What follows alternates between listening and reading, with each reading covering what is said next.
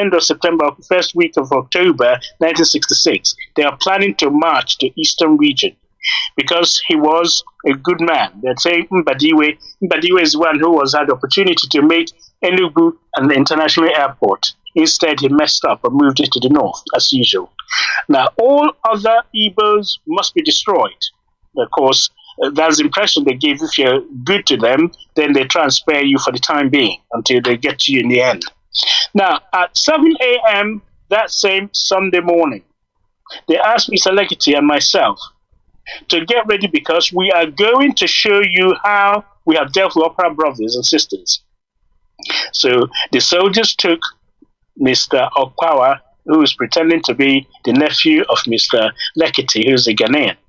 They took us to the railway station in an armed Land Rover, an army Land Rover.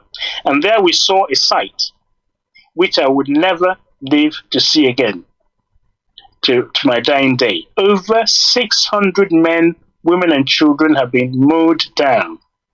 They have been killed while they were waiting for a train to take them to our region.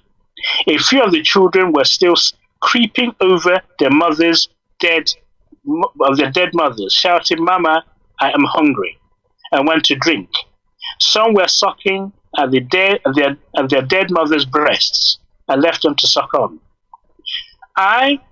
It should be borne in mind that 3 days earlier, this is the annoying bit, 3 days earlier, before this unprecedented massacre, it was announced over the Radio Kaduna, some called Radio Fusion Kaduna Network, that a passenger train would be leaving Kanu for Eastern Region on the 2nd of October, and that all those wishing to travel should report on 1st of October at the railway station.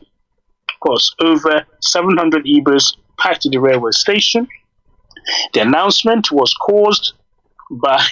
made by, guess who? A Mr. T. George. Mr. T. George is a senior train officer who incidentally is a native of Idoma. He was educated at Methodist College in Uzakoli. So he was a member of the Nasarawa Club and attended all the meetings where they made the decision to kill all the Igbos in the north. Now, when all the Igbos had entered the railway station, he ordered that the gates should be locked, so they couldn't get out. They drove us to the local running shed.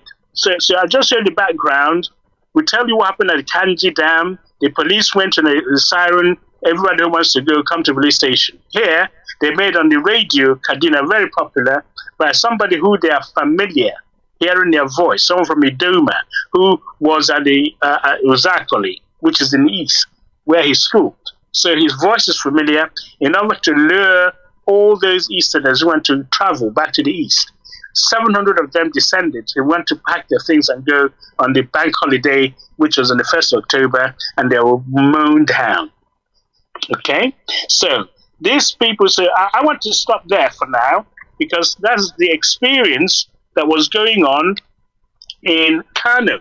So this guy, of course, eventually managed to escape and got home, and this bullet was fished out from his skull, and they lived to tell the tale.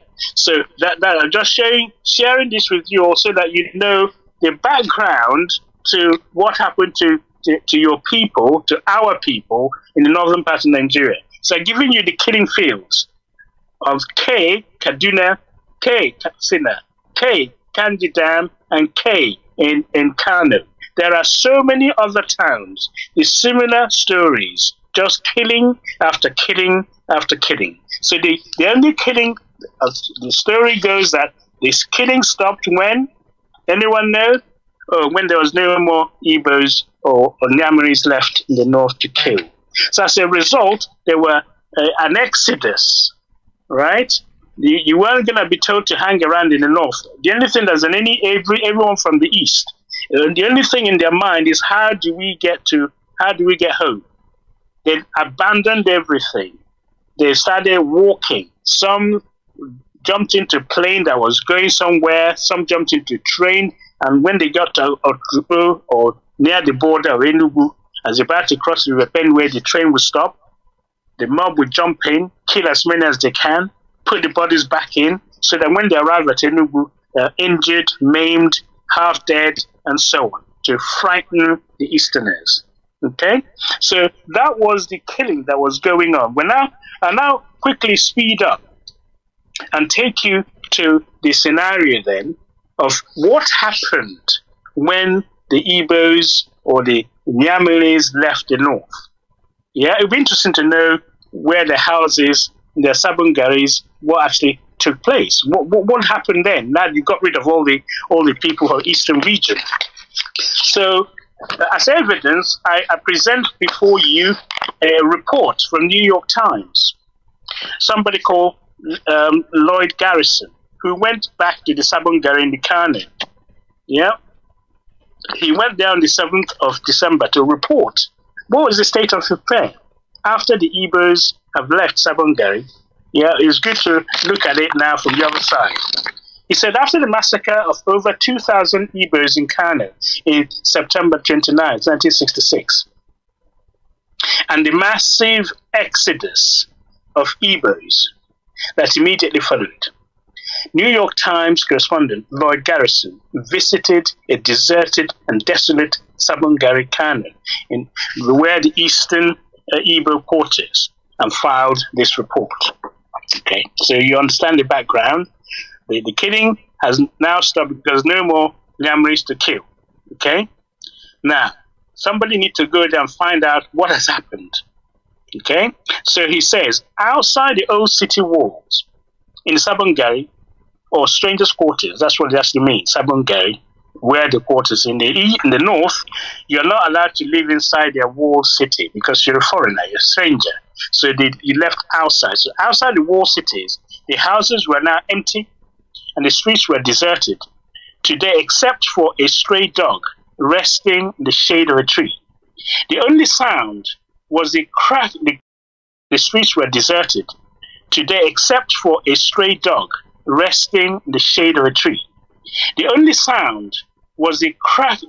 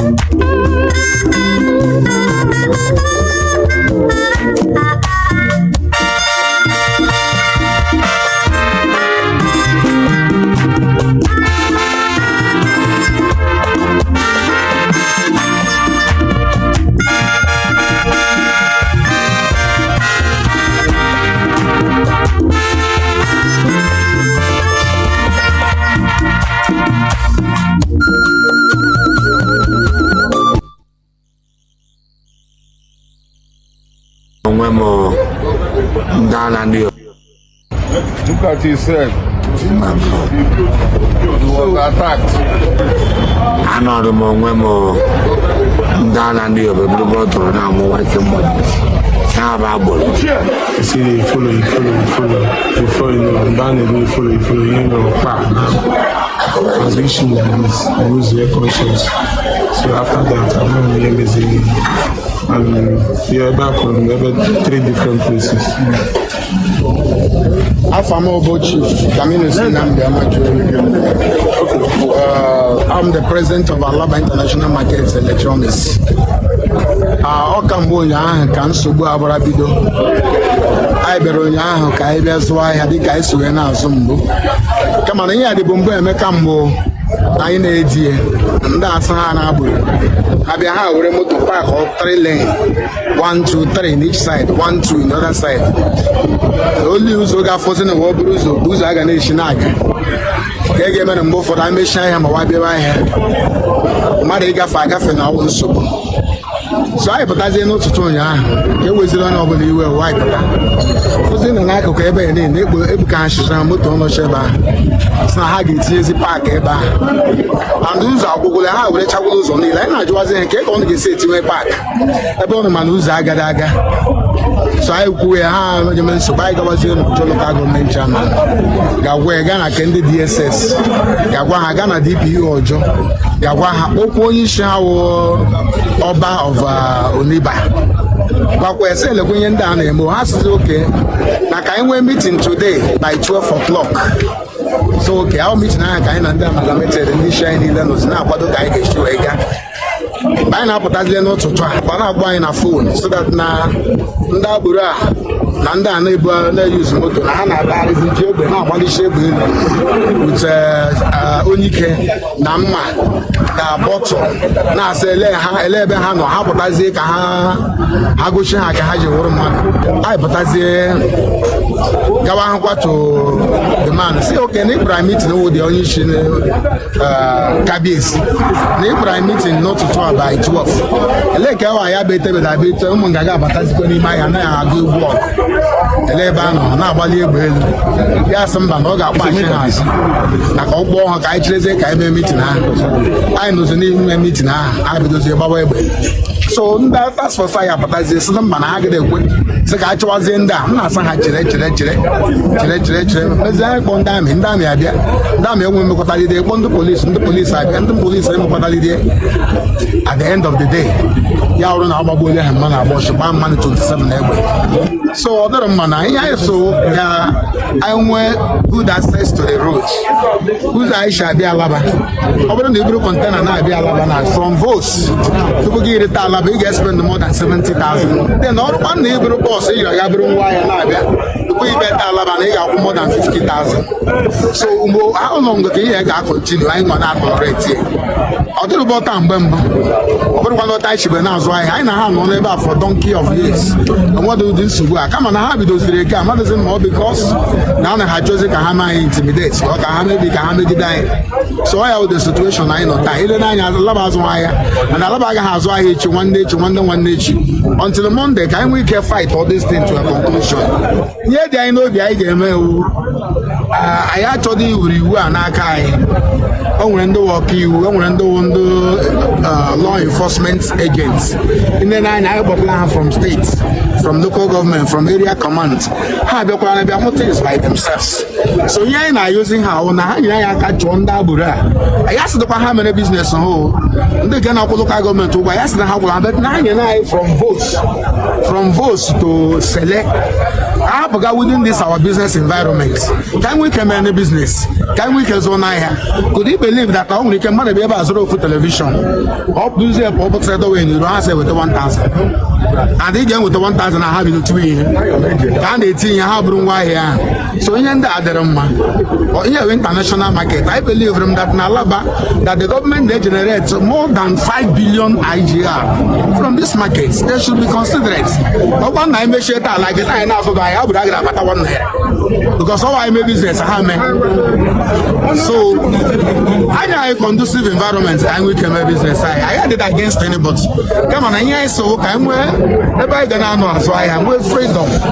Onye pụtaziri ngwa ahịa ya ala customers anaghịzi abịa Alaba anaghị abịazi azụ ahịa na Alaba ihe a na-agazi ụmụ ụlọ outside Alaba because ibe Alaba in the morning from morning ibe ọbịa mgbe ị na-abịa clear collar tune mgbe ị na-azụla ihe na-azụla alala 10 alọ ya.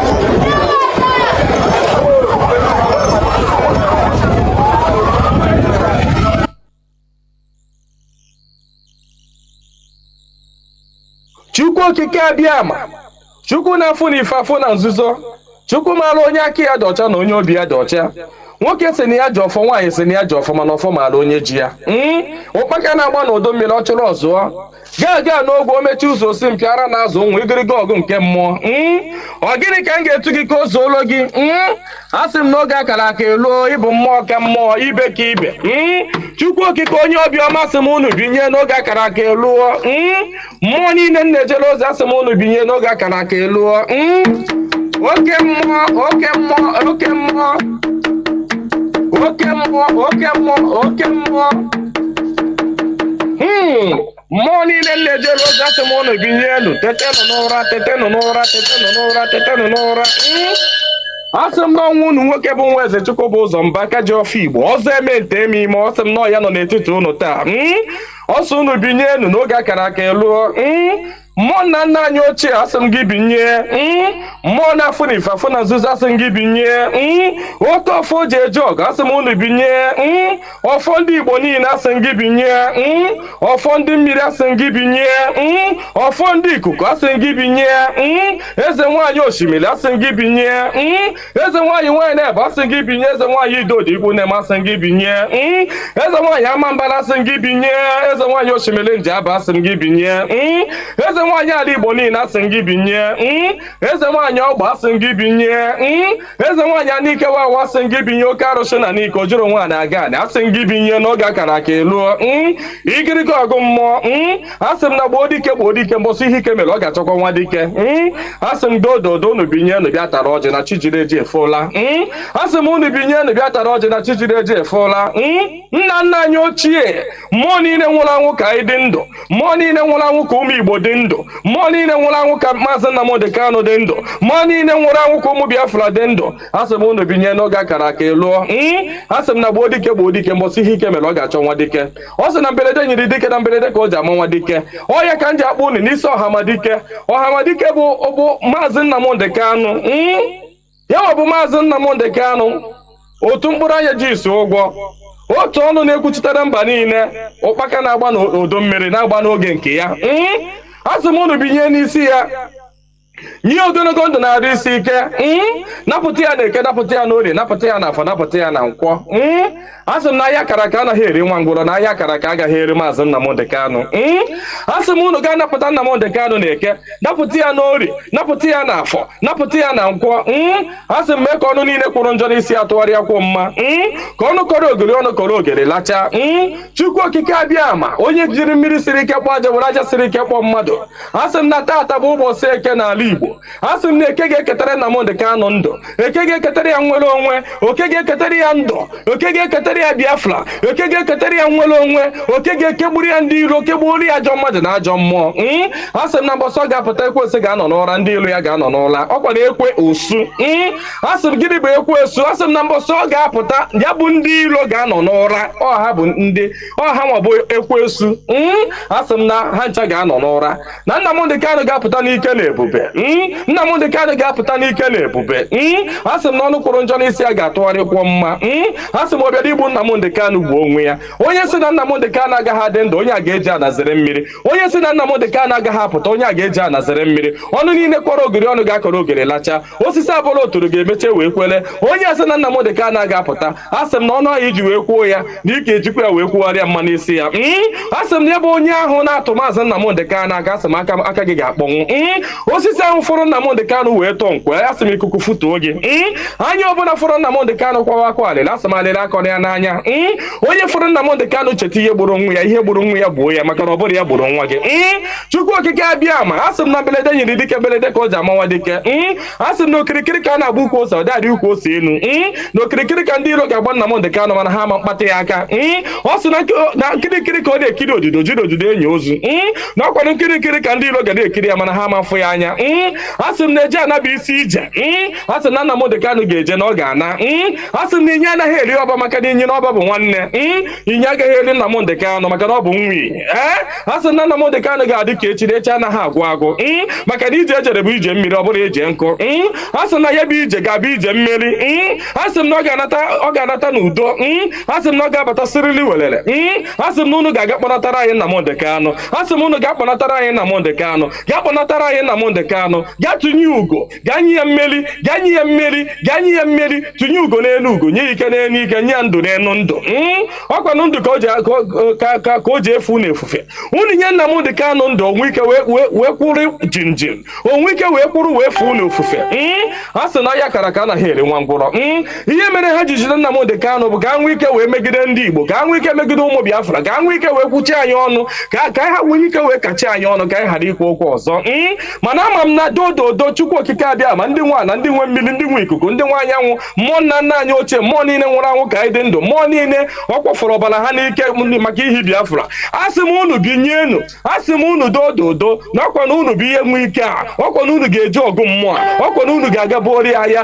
ọkwa na unu ga-aga napụta ya maka ihe ọ tinyere unu n'aka anaghị ele ule asị m dododo igiriga ọgụ mmụọ eze nwaanyị niile nọ n'ala Igbo mmụọ niile nọ n'ala Igbo asị m unu binye maka na onwe onye nọ n'ụwa na-anaghị aṅụ mmiri onwe onye nọ n'ụwa na-anaghị eri nnu nnu bụ ihe ụtọ si na mmiri wee pụta onye ọbụla na-eri ihe na-eri ihe dị na mmiri onye na-asa arụ ji mmiri asa arụ onye ọbụla na-eme ihe ọbụla ọ na-eme ji mmiri eme ya asị m ihe ọbụla mmadụ na-eme n'ụwa mmiri ọ na-ebube ụzọ asị m onye ọbụla kpọrọ mmiri asị na mmiri a ga-agbagbu ya asị m onye ọbụla fụrụ mmiri n'anya ga-afụ Nnamdi Kanu n'anya onye ọbụla fụrụ mmiri n'anya ga-afụ Nnamdi Kanu n'anya onye ọbụla mmiri na-awụsa n'arụ ga-afụ Nnamdi Kanu n'anya onye ọbụla mmiri na-emesa n'arụ ga-afụ Nnamdi Kanu n'anya onye na-aṅụ mmiri na-eri nnu asị m na ọnụ anyị ji wee rie nnu wee ṅụọ mmiri ise Nnamdi Kanu n'aha Chukwu okike abịa aja anyị Igbo niile ise. Good morning, good afternoon, good evening, and good night, great Biafrans and lovers of freedom. This is Radio Biafra HAUSA-SERVICE coming to you through Radio Biafra London. My name remains Mazi Jonathan Chinedu from Alo province of Biafra land. Today is the 3rd day of November 2022, being Thursday, Obochafo. Today is our market day according to our own market calendar. Therefore, I once again welcome each and every one of you to today's edition of Radio Biafra HAUSA-SERVICE coming to you through Radio Biafra London. Please, I urge each and every one of you to inform your friends and well-wishers irrespective of tribe, color, ethnicity. Inform them, even your enemies, to listen to this hallowed platform. This is where we preach enlightenment. This is where we preach emancipation, liberation, so that we shall be free. For you shall know the truth, and the truth shall set you free. You know, real freedom, true freedom, comes by getting information, through information, reality. That is the truth. You hear the truth and do something positive with it, now you'll be free. Why do we preach here all the time? Started by Mazi Nnamdi Kanu to liberate us first of all mentally. Mental liberation. You can never have a true physical freedom without going through mental liberation first. Without mental liberation, you go to physical liberation first. I'm telling you, you end up in a quagmire. That is it. You know, the problem Africans, sub-Saharan Africans are having today is lack of understanding that mental liberation goes first before physical liberation. During the time of the colonial masters, Africans were directly colonized, I want you to note, Africans were directly colonized until a time people started preaching independence, only going through political parties or protests or freedom march. And you know what? The worst mistake Africans made, or the first independence fighters, they fought for independence while retaining the status quo created by foreigners. I don't know whether people understand what I'm saying. You know, when I say our brother Mazi, we say that people understand, but sometimes I doubt. Because we need to understand something very deep. People like Kwame Nkrumah, Nnamdi Azikiwe, Ameka Cabral, all of them, they fought gallantly for physical liberation while maintaining under the status quo, under the frontier created by foreigners. How do you think that it could have worked? Can I tell you the difference now, please? In India, they restructured themselves before their physical independence. They asked when I talk, I don't know. These people, they acted wisely. I mean the Indians. Even before independence, when they were talking about the independence of India, Gandhi was fighting for independence. They say, Oga, you are very good, you did very good. But let us ask ourselves a very obvious question. This India you are trying to liberate, we are happy to fight for liberation of India. Yes. Who is an Indian? The present Indian that we are in, created by the Europeans. Who is an Indian? That question restructured India back to who they were before, and they came out in independence. Two different countries. This is a question that no African independent fighter was able to ask.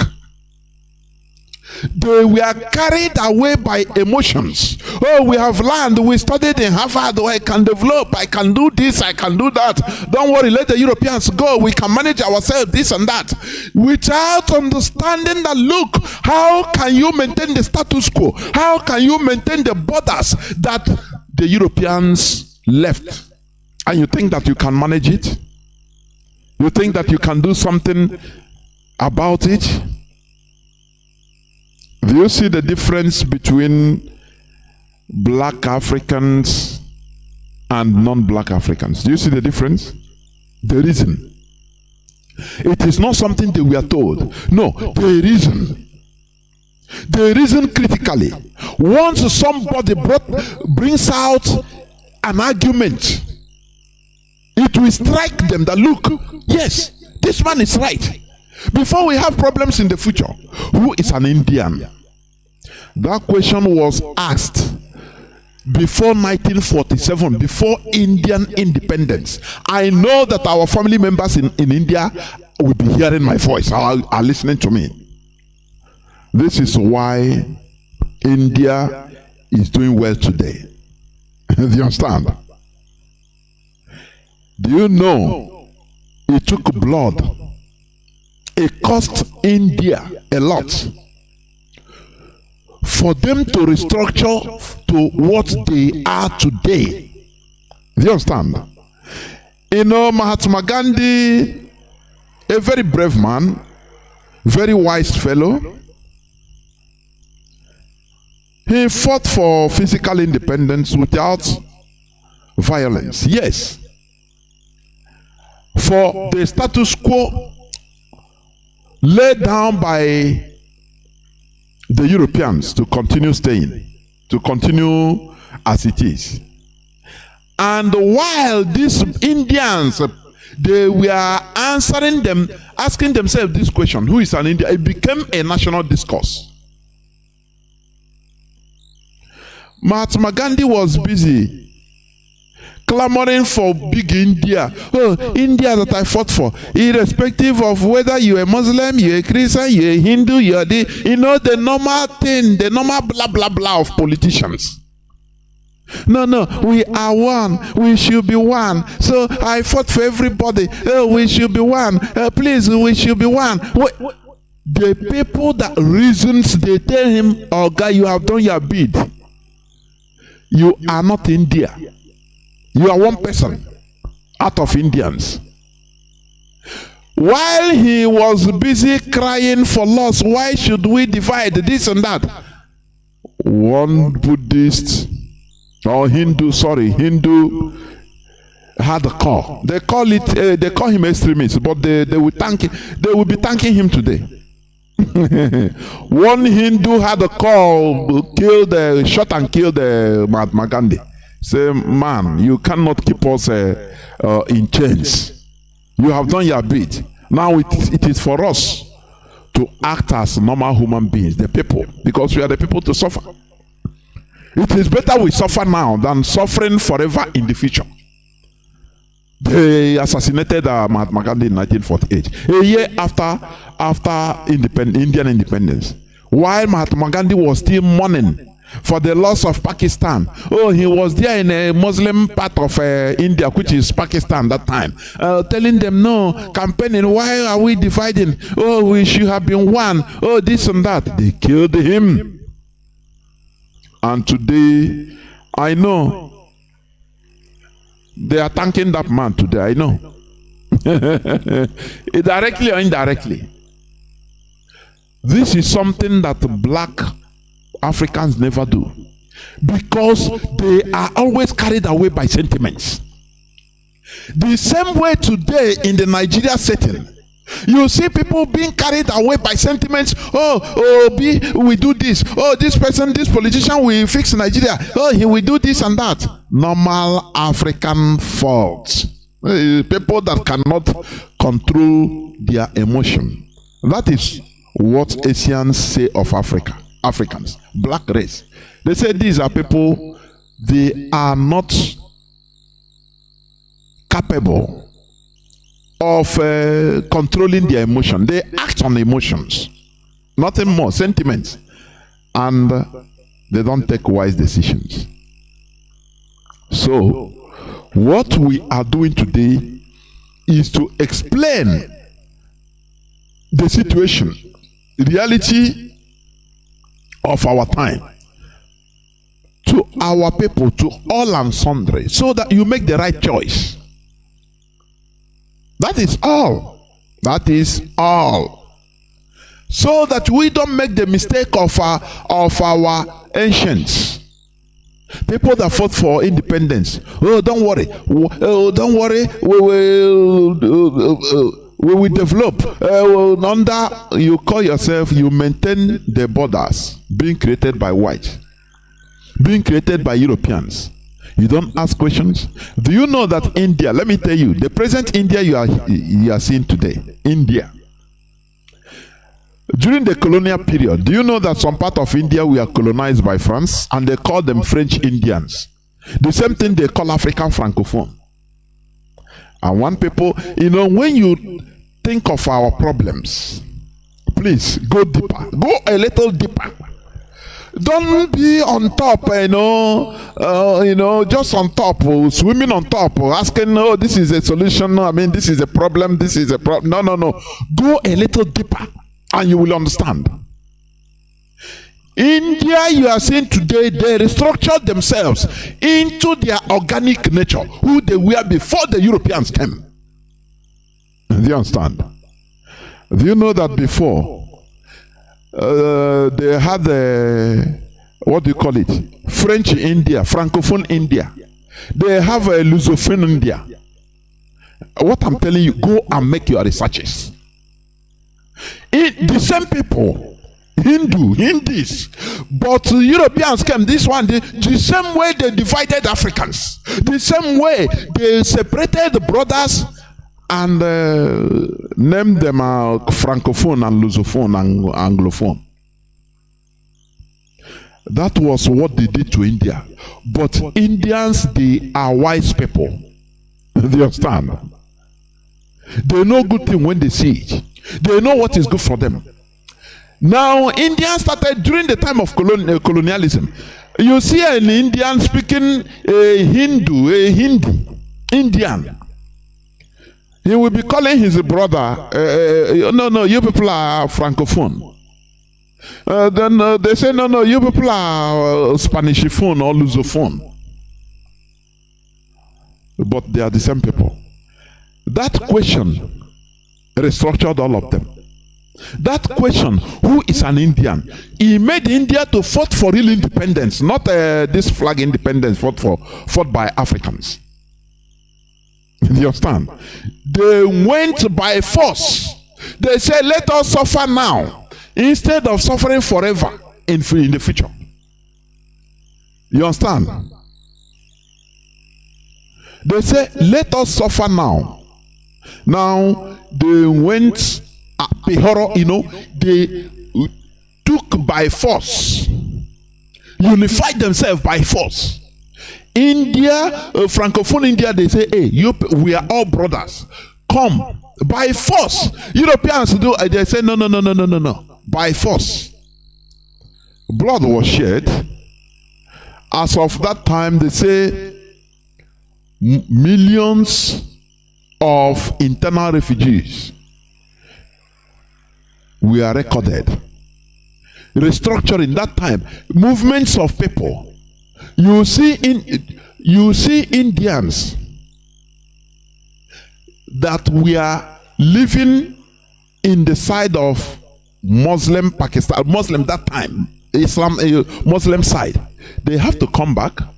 They say that is the price we have to pay, so that we don't continue paying prices forever. Our children will not continue paying prices together. I mean forever. That is exactly what Nigeria should have done. So that even people, let me tell you, Christians or people that we are suffering from the Sokoto Caliphate in the north, they would have all of them migrated and come back to the south. Anywhere that is good for them. You understand? And people that feel that like in a lorry, like in parts of Yoruba land, they should have gone back to parts of north, Sharia north. And today we would have had peace. Do you understand? India did that. He set an example. India. Very big example. What Africans never think about. All that matters to them is that now let them go. Now like Azikiwe. Now can you chap you know, now we day here now. You know Igbo man little brain. Now we day here. Don't worry, we will manipulate everybody. Don't worry. Britain don't worry, we will go. But we will make you regret your life. You know, I know internally is what they told Azikiwe without speaking, but they said it without speaking out. And today, what is happening? Are we not regretting it? Look at the railway lines that were being laid by the colonial masters to carry coal, to carry different goods to Biafra land, to Igbo land. All have been removed under our eyes, and our politicians, what matters to them is kill IPOB. Don't this, kill them. They don't know, they don't care. Don't you know that there is something terribly wrong? That is why today I'm going to preach the gospel of Chukwuka Abiam. Permanent solution to our collective problems. That is going to be the topic of my submission. It's going to be brief because I'm going to go into news headlines. There are many of them, honestly. What matters to our so-called political elite is how to be governor, how to they don't care what happens to us as a people. These people are demons that we are seeing. These are demons that we are seeing. The railway lines, no matter that it has not been functioning for a long time, but is there, led by the Europeans, colonial matters are being removed every day, and the people, we are doing our normal business as if everything is okay. It's very sad. How is the mighty fallen? How is the mighty fallen? Sometimes it beats my understanding. How can we fall so low like this? Anything concerning us, it doesn't matter, it goes. People don't care about what happens to us as a people, as a collectivity. What matters to them is to if they can enter to start looting. This is a curse. I say it is a curse. For your information, individual progress is nothing. You see, individual progress is 0, 0, 0. I have been giving this example. Imagine you travel, you land into the zoo with some friends or foreign friends of yours. Maybe this is their first time of coming to the zoo with you. You just carry them to your village. Listen, for you to understand that individual progress is 0. They quantify you with your collectivity. That is it. You just land and went to your village with your friends. Oh, you have nice mansion, walled up like our houses. We wall it up like prisons, jails. Very bad. People think that is a good thing. Walling your house 10 meters, put heavy gate. Sometimes, everybody it's a system we are in. You think that it's congratulate yourself. You don't know that you are living in a big jail. You go to places where there is no wall, nothing. Everybody, you see each other, nothing. And you are free. So, first of all, what we greet your friends? You enter into your big gate. They saw wall. They say, They will tell you, are you going to jail? Is this a jail? Is this a prison? You say, no, it's my mansion. They say, okay. Oh. They look in your village. You have a 2,000 meters, or 10 kilometer square building. The wall everywhere is a wall, but in a big jail. Everything is inside, okay? But look at they look out, they go upstairs, they look out other places. In the night, everywhere is dark. Only your place, there is electricity through generator. All now, solar energy. Okay. Only your place is shining. Your friends, we are trying to check how they went upstairs and they check outside and they see everywhere is dark. How do you think that they will rate you? Okay, you are churchners or one. But the whole of the village is rubbish. Only you and one other person have good house and the electricity is shining. Other places nothing. How do you think that your friends, they will look at you and keep quiet? They will just look at you. That looking at you says it all. Because they quantify you with everybody. They say, why are you like this? Everybody is poor. You are poor. Because you cannot pray.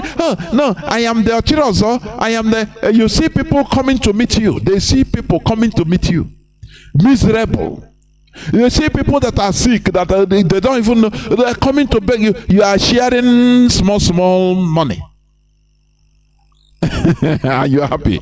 How will your friends look at your foreign friends? They will look at you as stupid. You are like them, idiots. Is it not better for everybody to have, even if it is a duplex, small duplex in the whole village, and there will be electricity for everybody, than for one person having the home, one big giant mansion, whereas others are living in darkness? Do you see how they quantify that your selfish progress is nothing. You know, your selfish progress is nothing. You know, also, if a beggar, let me tell you, a beggar, an American beggar, that somebody dressed and bought his tickets, bought his ticket, his passport, everything, and they came with because a beggar in America is American, maybe a drug addict. But you wash him and say, okay, come, let us go to Nigeria. Only that his passport as an American, once he landed at Murtala Mohammed Airport, he will get respect that he will never think about. Whereas in the streets of New York, in America, no person here is not a non-entity. Do you see what I'm saying? Collective progress is the best progress. That is why even Dangote, being the richest man in Africa, but he doesn't travel with Nigeria passport. Don't you see that? He's the richest man, but he doesn't travel with a Nigerian passport. You know? Because he is avoiding the embarrassment of the stigma carried by the Nigerian, that green passport. So he travels with other passports. Do you see that? So we must continue. The mistake of independence fighters, as I said, is they didn't ask the obvious questions. Instead, they were busy trying to be excited with the power. Let power be handed to them and they will do wonders.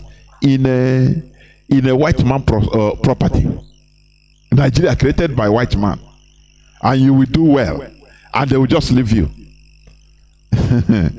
Let us be wise. You see why mental liberation is the number one.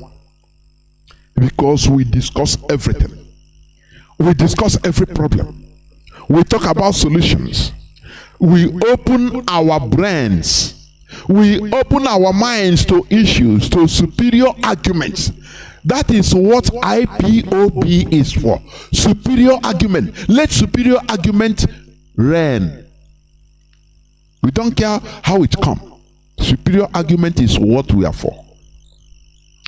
Therefore, let me go into some news that made headlines, please. Some news that made headlines. Before I go into the subject of my submission today.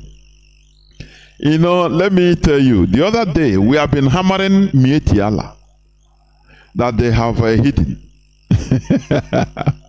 And a few days now they came out. You know, we smoke them out. You know how you smoke out, what do you call it? Rabbit from the hole. Okay, I na chunta. Itinya unoko. Ina asuya. Until the rabbit will run out. That is why Mietiala demands development of 415 grazing reserves, nomadic affairs ministry. It's Mietiala. We smoke them out of their hole. That is who IPOB is. We will push you, overwhelm you, you make mistake. That's it. We did it to BBC. And today, you know, sometimes I used to brag on BBC news, this and that. If I'm telling you in social media, if not, they are one of the most hated. You see BBC. Somebody say 99% of their comments is against, or under BBC is against BBC. And it's true. Because people are sick and tired of fake news. Mainstream talking of how things are this and that. They are British fake news. We are tired of that. People are all over the world, not only Biafrans. We are tired of that. Now Mietiala Kutalhora. That was, this is 31st October news. Mietiala Kutalhora. Fulani Association has called on the federal government to establish the Federal Ministry of Nomadic Affairs with the task of broadening educational opportunities and addressing herders' challenges. You ask them, sorry, what about the schools constructed by Goodluck Ebele Jonathan? More than hundreds of schools, state-of-the-art schools. Now they come out. We have been hammering them, say, where is Mietiala? What we hear today is not, the not. Vote for not. Not. And the northern indigenous population being stupid and hopeless, just like their southern counterparts. Even Igbos, the same thing. The indigenous population in Nigeria in general, they are very gullible, stupid. That is why Fulani are using them, using their head to drink gogoro. I'm telling you. There will be we are the nuts. Anytime a baby, you can flatter a baby with anything. They will come and say, now the campaign is we the nuts. You see other northerners, Hausas will be glad. Oh, we are among the nuts. We are the nuts. Very stupid character. But thank God the Hausas are rising up. Thank God their brains are opening. Yes, I'm assuring you that.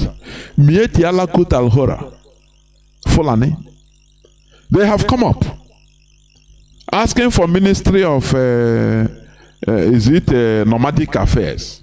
So as they are nomads, now we will be nomad with them, give them their own ministry. To God who made me, sometimes I don't blame the Fulanese. I say, not even sometimes, most of the times, I don't blame them. It's only sentiments that used to cause, but when I sit down, reason critically, I don't blame them. When you see people that are stupid, you exploit them. That is it. I don't blame them. They play superior politics. And the indigenous people that are inside that zoo called Nigeria, they are very hopeless and stupid. If not for the coming of Mazi Nnamdi Kanu, we would have been dying, swimming in our continuous gullibility and stupidity. The full Ottoman Danfodio came 1804-1808 and conquered the Hausas. Turned the Hausas against themselves. They killed themselves for a foreigner. Okay. Now they instituted emirs, Fulani emirs, caliphates everywhere, Sokoto caliphate, with other caliphate, vassal caliphates that are controlled by Sokoto caliphate. Instituted, dominated by the Fulani, all are the helms of affairs. And the indigenous people, they are bowing down to the Fulani. The Hausa are the same thing. But when it comes to politics also, they will call you, oh, we the Northerners. Oh, they are maltreating you, killing you, the Fulani. But you still attach yourself to them. Are you not stupid? Do you need pity? They will tell you, oh, go, let us go and kill Onyamini, go and kill Igbo. They are the problem. And you are looking at Igbo, but they are taking over your land. Are you not stupid? Do you supposed to live? Do you supposed to live? In this world, we are in a world of exploitation. If you are gullible and stupid, you become exploited. It's allowed. Do you know that? It is completely allowed. Even the Bible you are reading. Jacob exploited Esau. He saw his weakness. As somebody that cannot endure hunger, he can do anything to, he used it to exploit his brother, his elder brother, and made him sold his birthright. Did God kill Jacob? I'm telling you something from something you know, so that you count your teeth. Something you read every day. That is why I say we learn from everything. God even rewarded Jacob many folds. That you are a very smart guy. You are very smart. Your brother is useless, so he will die in stupidity. His generations will always be servants, because all that matters for them is their stomach. All that matters for Esau is the stomach belly. Now I want to eat. With the food he can sell his dignity. So his brother, very smart, exploited him through his weak point. Why am I saying this? The Fulani that they are playing superior politics. The Hausas that should be rising up to be fighting against the Fulani, they will rally them around and say, "Oh, we are the Northerners, we are Muslims. Come, let us vote for us. You will gain instead kill on Yamini." And you foolishly do that. Is it not why you are turned into Almajiris today? That is a punishment to stupidity. When you are stupid, you become punished. Because this is the law of nature. You become exploited because you are stupid. So that's it. People that are exploiting you, the Fulani, they put Fulani governors. In even majority Hausa state, they put Fulani governor. Look at in Kaduna, they put Rufai. And today, the Kaduna Fulani, they are taking over the Hausa people's land, ancestral homes. But during the election, they will come and tell you, "We are not an ass, or you come and vote," and you stupidly do that because you cannot think, because you are stupid. Mietiala is demanding development of grazing reserves all over the zoo, all over Nigeria, and nomadic affairs ministry. And under the Nigerian setting, they will get it. You will see, it's a Hausa man, Nupe person, other northern ethnicities will come and support. They say, "Yeah, we are not an ass. Yeah, do it for us." Fulani, they will say, "This is for the development of the north. We not." And the other tribes will sheepishly follow. Very stupid, gullible. It is for you to come out of your stupidity. Me, I'm telling us our weak points, which is being used. They are being exploited by the Sokoto Caliphate, the Fulani Caliphate. That is the reality. We need to come out from stupidity. Igbo people now, look at, put money, he will say his mother. As long as you're gone now because another thing, and they are exploiting it. Do you hear the clip I played before? What happened in Alaba International Market? Every time Igbo people are begging, give us a conducive environment to do business in Alaba now. Not every time. Look at the way they are troubling, exploiting them. They're still there. They don't think. They don't reason critically. And you say that these are people that are supposed to live? If not for Mazi Nnamdi Kanu, I'm telling you honestly, sometimes you say no, if it is to wipe away the whole people. If not for Mazi, for the sake of Mazi Nnamdi Kanu and the few IPOB hardcore that are genuine, honestly. That is it. Otherwise, because when you see the characters exhibited by our people, sometimes you become afraid of even our race. All these things are happening. They don't think. They don't think, how long, for how long? Okay, we in this generation, we are suffering this and still living in Lagos, establishing, developing. They will be exploiting us. They are there for you to develop, do establish. Now they swing into action. Aburos will be there, eating from you. People that doesn't work, they will just sit down there, be collecting from you. And they'll be calling you, you're a hard-working Igbo man. Or now talking very stupid, that, you know, or now talking, oh, we are hard-working. Ordinary infrastructure we don't have in our land. The railway line we have that was not even established by the Nigerian government, but by the British, the colonial masters, are being today dismantled, whereas they are building everyday railway line connecting everywhere in the north and other parts of the state. We have politicians, they don't talk. What matters to them is to win an election, to be there and be looting their own people dry, sucking, any person that talks, they will eliminate him or her. Things that are supposed to be spoken, alarm that's supposed to be raised and say, no, this is not normal. People may want to see, oh, they are removing the railway line, so it is the Nigerian government. They are HAUSA doing it. Oh, I don't know. They will not talk. Why wouldn't the Fulani exploit everybody? Why?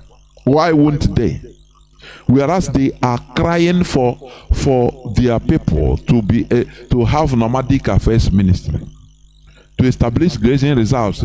Now, let me tell you, before you know, you see that railway line, you know, there is, as they remove it, there will be no trace again. Before you know, the Fulani, they will tell you that federal government has gazetted that place as the road for Fulani herdsmen, and they will know, the governors in our land, they will sign it. They will locate it and say, no, that place now is the cattle route. That railway, no more. India, let me tell you, these people, they are the demons, these politicians in our land, they are the demons we are seeing. Stop disturbing demons you don't know. Casting by fire, this and that, oh, demon. The demons we are seeing are these governors, these politicians in our land. They need to be slaughtered, I'm telling you. I'm telling you here, our governors are worse than demons, because they don't want us alive. What matters to them, as long as they are okay, him, his wife, his little family, you know, they are okay. They can send their children to school abroad, anywhere they want, you know. Every other thing doesn't matter to them. Why won't the Fulani exploit us with the mindset like this? Please, can you tell me that? Can you tell me why? Why won't they? Why can't they exploit us? Because they see our weak point. God once said, if he understood the Igbo man before as he did now, that there wouldn't have been any need for bringing weapons, billions of dollars of weapons and fighting. No, he would have given some few people money and they will do the job for them. Is it not what is going on today? Look at the infiltrators in our midst, people in our abroad. They will call somebody, leave, don't disobey, I will give you money. Disobey the DOS, anything they tell you don't do, I will give you money. And once they hear money, heaven has fallen, it's finished. Why wouldn't the Fulani exploit us? I want you to tell me the reason why they couldn't exploit us. The only thing that is stopping them, and that has stopped them for good, is IPOB, initiated by Mazi Nnamdi Kanu. That's the only thing. Look at Wazirike started very good. But what happened? After now, they say, look, if it is reward, don't worry. Biafra restoration, though you will just die for nothing. Please, don't worry, we will reward you monetarily. We will make you influential. You'll be coming up to speak from time to time. Not that you will stop or deceive your people. Be speaking. Biafra. During anniversary of celebration, you come out, people will wear uniform, but will make you rich. And he fell. He fell. He became a builder, a hotel builder. All that matters to him now, if you have a property near him, he will buy it. If you don't want to sell it to him, he will use power and collect it from you. That is the only thing he gained from his so-called freedom fighting. Hotels everywhere. Cars, different assorted cars everywhere. You see, Niger Delta militants. They have amnesty. Some they send them to study in different parts of the world. That is what they get from so-called resource control. Why wouldn't the Fulani Caliphate? Why wouldn't they exploit us? I want you to tell me the reason why. Owing to the people, the type of people we are. But thank God, Mazi Nnamdi Kanu redeemed us. And IPOB, inside IPOB, we are redeemed. That is, we are redeemed. You understand? Otherwise, I would have been asking you, why wouldn't the Fulani Caliphate, why wouldn't they exploit us with the type of primitive character, highly primitive character we maintain? Why? Any person that hears the smell of money, he become another thing. He turned to sell his own child. Very, very bad indeed. Mietiala has surfaced. We smoke them out and they surface. For your information, the Fulani, they are not up to 2% of the Nigerian population. You understand? But they are going for election for you to vote them as not. And you accept. You believe, because you cannot reason. You cannot reason.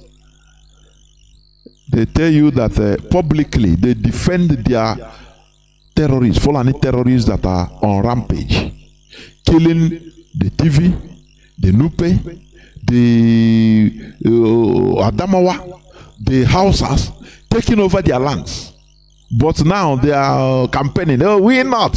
And you will stupidly, as a foolish people you are, you will vote, you will go and use your emotions, sentiments. We are in the north, we are northerners. If I ask you, how many refugees now, internal refugees, they call it IDP. How many people in IDP camp? Let me read this thing. In IDP camp, let me read. Okay. The other day,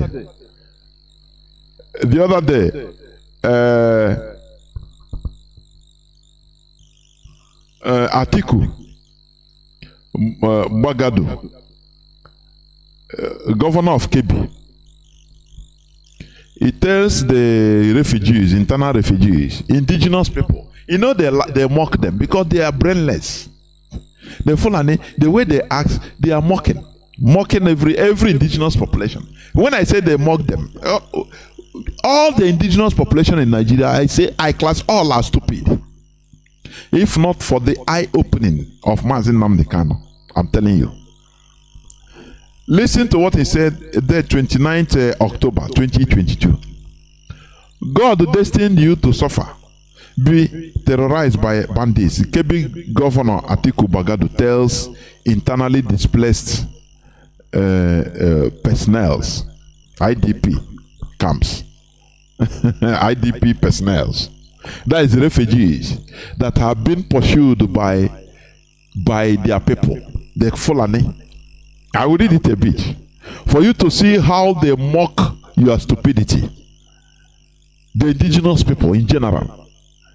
Governor Atiku Bagudu of Kebbi has warned internally displaced persons in Mahutu and Isgog of Akai and Zuru local government areas not to return home until bandits stop terrorizing the state. He said their suffering was destined by God. Do you see how they mock you? They will come and say, we the North. We are the North. They will use you to complete number. You are stupid. You are gullible. Nothing more. You need to be exploited. Stupid people get exploited. It is allowed in this planet Earth. That is what the Fulanis are fulfilling. Do you understand? That is what they have, what they are doing. Until your eyes open, as our eyes have opened through Mazi Nnamdi Kanu, now we start reasoning and refuse and say no to exploitation. But look at our brothers everywhere. Everywhere in Lagos, so they are exploiting them. In Kanu, anywhere they will go. Oh, we Igbos. Oh, Igbos, we are hard working. On na bambo, ndi obambo. Look at this man says, your sufferings are destined by God. Mr. Bagudu made the call while on a sympathy visit to the refugee camps in government the secondary school, Mahutu, and model primary school is Gog in Zulu Emirates on Friday. Zulu Emirates. You have Emirates in the zoo called Nigeria. Oh, I never see a very confused, horrible place like that before. You have caliphate, you have Emirates, you have nothing you cannot. A very confused set of people. He sympathized with the victims of the bandits attack and condoled the families that lost their loved ones during the incident. He said, I am here to see you with important personalities and local government officials to sympathize with you. Take heart and bear with the situation as it is destined by the God Almighty. Oh, Chineke. Do you see the reason why they want that Nigeria to continue? You see, ignorance piles up in Nigeria. You know, the pile of ignorance is smelling in the world.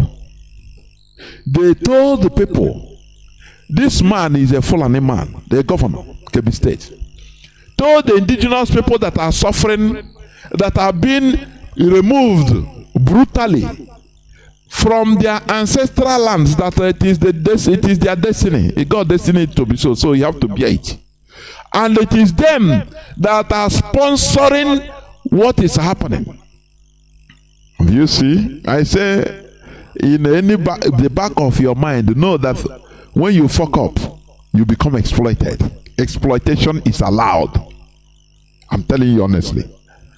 And they will clap for him that day. No, when he made that say on October, I think October, what is the date? October 29th, a few days back.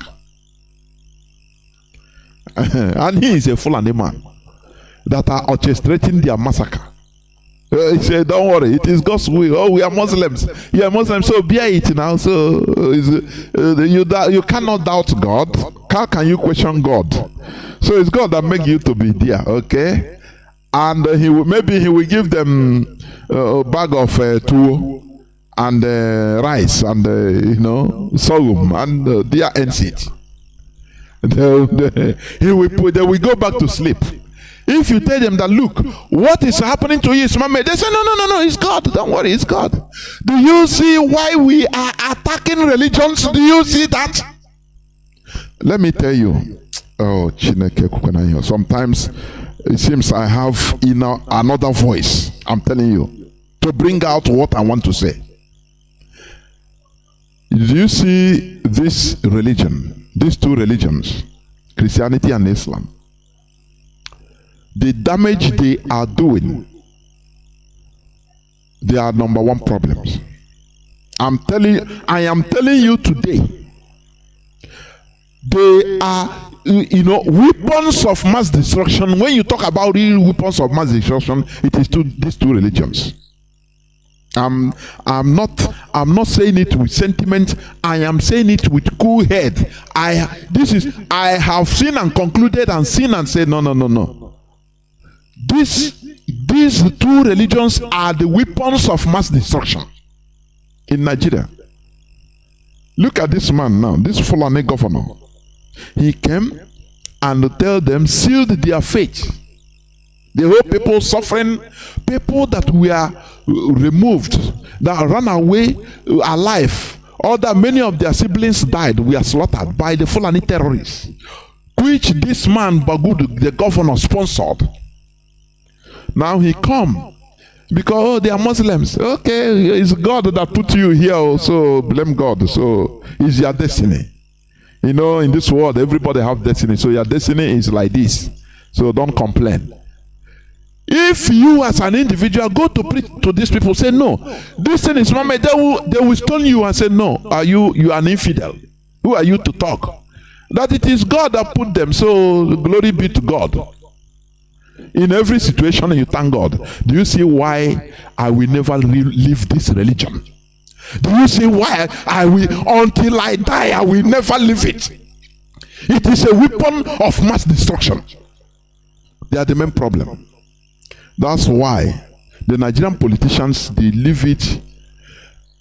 The politicians, what they are doing, they are policy makers. You understand? Normally politicians, they are policy makers, they effect policies. If the policy is not good for the people will rise up and protest, and under democratic setting. Now the politicians will go back, retrieve. That is how life is. But the work of religion, both Islam and Christianity in Nigeria, is to soften, continue pushing ignorance to the people, so that they don't know, they are living in cloud cuckoo land, in dreamland, so that anything they say no, go. As this Muslim man say, he went to refugees that are mourning, tell them that it is God that put you here, don't worry, just don't mind.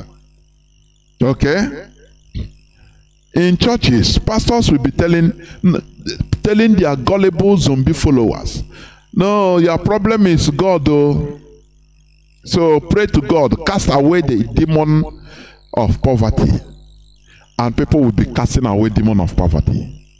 People will be casting away demon of lack of job. Whereas the politicians that should be held responsible, they are there. No person, they are there. They are laughing. That is why they allow churches to take over every space in our land, because they know that they are doing the job for them. They are making the people very, very soft, gullible, pliable, so that no person questions them. They act with impunity, the politicians. So why should they be against the church? And every time they give money to the GOs to continue winning souls for Christ, turning people into stupidity. Say they are winning souls. Which souls you are winning? Do you see the reason why all these things are progressing, lucrative in Nigeria? Do you see it? Suleiman, Alhaji Suleiman, they call Pastor Suleiman. Technology saved him. He come to his church and said God saved him. Those that died, no remorse. No remorse. They are not human beings. Remember, I say this is a world of exploitation. If you are stupid, you become exploited. Those people that died for him, following him on an unprotected vehicle, whereas him with the whole prayers, the whole Holy Ghost he carry, with the whole people that that travel from they enter into airport in France and come out in Scandinavia. Airport in Scandinavia. All those miracles, they don't save him. Instead, the bulletproof save him. Now he come to confuse his gullible, stupid followers, exploitables, that it is God. And he continues selling to you his olive oil and water and this and that for saving. And you cannot ask, why those people that died, are they not using olive oil? Oh, pastor, which means you don't believe what you preach. You are not using olive oil to protect yourself, but you are using a bulletproof car, something that human beings do. Maybe the people that did it is even Chinese that don't know even Christ. People that don't know Christ, maybe. Remember, I always say, when I see this, I laugh. I say, anyway, we are living in a world of exploitation. So if you're stupid, people will exploit you. It's allowed. That's it. If you are stupid, people exploit you and you die. People like this exploit you. We must continue. The same way they have told these refugees that God, their problem is God. The same way they are telling, the same thing they are telling people in the church. That is why church is full. These churches, mosques, imams, pastors, they are using weapon of mass destruction. But in this case, maybe you don't see it, you cannot find out. That is why Nigerians are very soft and stupid. They don't take anything serious. I saw on the social media, somebody was driving. I think it's in a road in Anambra. From here to there, they see one car, abandon the car. He said these cars are people that are kidnapped too. Owners of this car were kidnapped. And people were moving around as if nothing happened. I never see, Nigeria is a horrible place. I'm telling you. People were driving around as if nothing happened in life. No. We can as in job but in IPOB in job whether it was yesterday or yesteryear or yesterday century or yesterday millennium, it doesn't matter. In job we condemn it. It doesn't matter, and we react. That is what makes us living souls, living human beings. Not all these dead bodies. I saw people walking around, moving around, seeing all those cars that they were kidnapped. Their vehicles is the person videoing in his car. He said this thing happens every day in that road. And people were moving comfortably as if nothing is happening. I said, God, I never seen this kind of thing before. Where people, dead bodies are moving, zombies everywhere, zombies. And why? Because people were softened in the churches and said, no, once you put this sticker and you buy it and put it in your car, now you are saved. Once you see that car that they say this man was kidnapped not up to 1 hour ago, you say, not for me, blood of Jesus. And he has gone. He will continue his movement as a zombie. We need to deliver our people from this mess we are in. Otherwise, we are gone. People don't understand what Mazi Nnamdi Kanu established. People don't understand the magnitude of what Mazi Nnamdi Kanu established. Honestly, people don't understand that, but I do. That is why we must continue hammering in order to wake dead bodies. People move around as if nothing happened, where people are being slaughtered, killed, kidnapped. Yes, you say no, not for me, in the blood of Jesus. Oh, blood of Jesus, not for me, don't talk. As if it's nothing. As if somebody, what type of human beings are living in that so-called Nigeria? What type of human beings? These are dead bodies, they are not humans, honestly. All that matters to them is to vote on again. Oh, Chuku Kebiama, don't allow, please let me not speak against the Holy Spirit. Let me come on, you could on the chair because what is happening in our land is a desolation. It's painful, honestly. We must continue. Let me continue another news. Bandits abduct 39 children in Castina farm. When you read this, you see that these people being abducted, these children that are working in the farm, even the farmers, they pay the bandits money in order to even harvest, to farm in their own land. And it is not a big deal in the Nigerian news. No army, no helicopter gunship, no Kanu jets are sent there. Oh, you see that these people are evil. Nigeria is an evil empire, evil society. We shouldn't. Any person that is talking anything less than total destruction of Nigeria is more than devil. It's more than Lucifer itself. I'm telling you. Anything short of destruction of Nigeria, we don't want it. That's why when I see people that are obedient, you will fix Nigeria. The same thing as Ikiwe campaigned. Didn't he campaign? Oh, don't worry, we will turn Nigeria into this and that. Oh, we didn't. Is it not the same thing? Today is deceiving the gullible. Others anyway is understandable. They don't even campaign because they don't know what to say. They cannot even run. They don't even know what to run as a government because this one says it's my turn. After Letu Buhari, it's my turn to be a president. So there is nothing. Whether you go there and continue shitting, no problem. It's his turn. The other one say no, it's him. They're not turn to rule. So that is their campaign. That is their campaign. It's only though intelligent people, but he's misusing his intelligence. Going now on amacha to deceive people. Let us say no to exploitation and deception. I'm telling you. Bandits, they abduct Nigerian, there have been 39 children in Katsina. Where are they? Bring back my girls. Where are they? Where are those? Do you know, if it's a Biafra as a president, hey, we break loose. It is even the same Igbo people that will rise up. This and that. This. Look at 39 children abducted. This is the one we know, the one we hear. This is happening every day.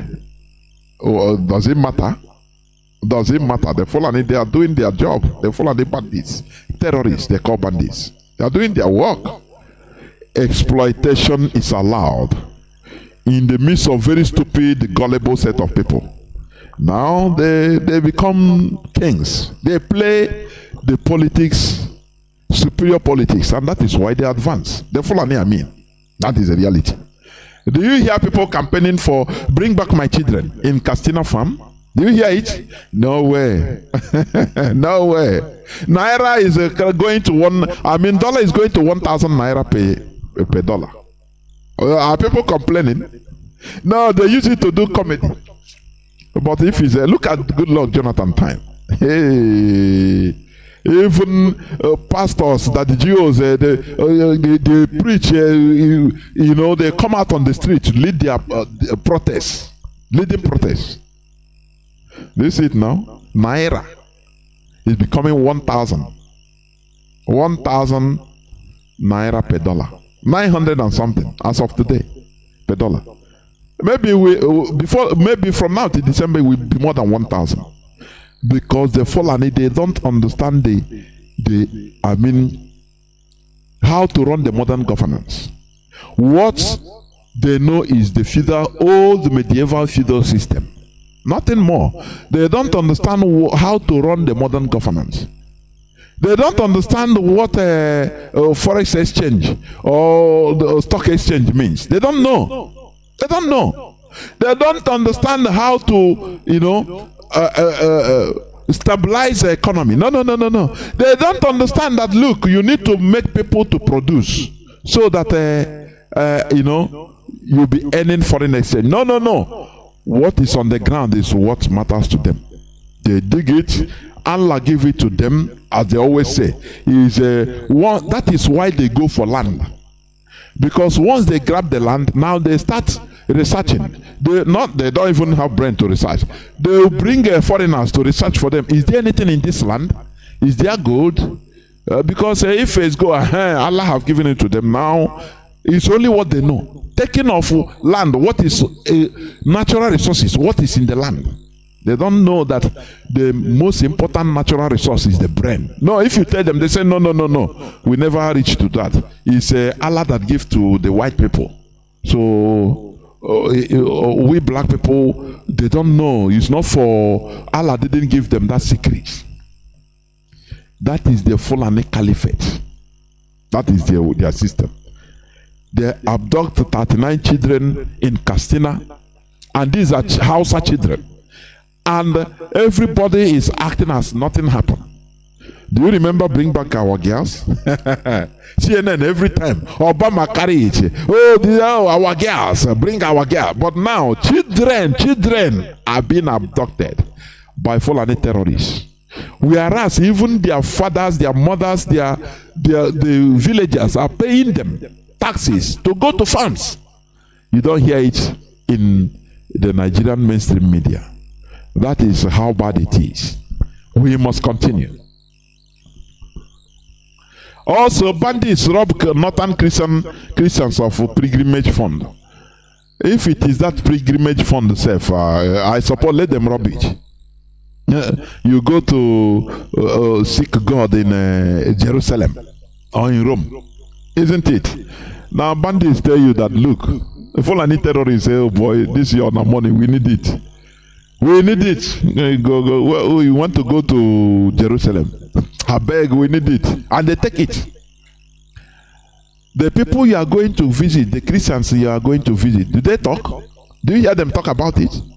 Do you hear them pretend, do as if you are existing? The answer is no. And you are still moving because you are exploitable. So, as a stupid, exploitable, docile human being, you continue being exploited. That's it. We must continue. Let me continue on other news. Okay. Blackout paralyzes activities at Nigerian High Court in Lagos. Why wouldn't they? Nigeria is a place of darkness.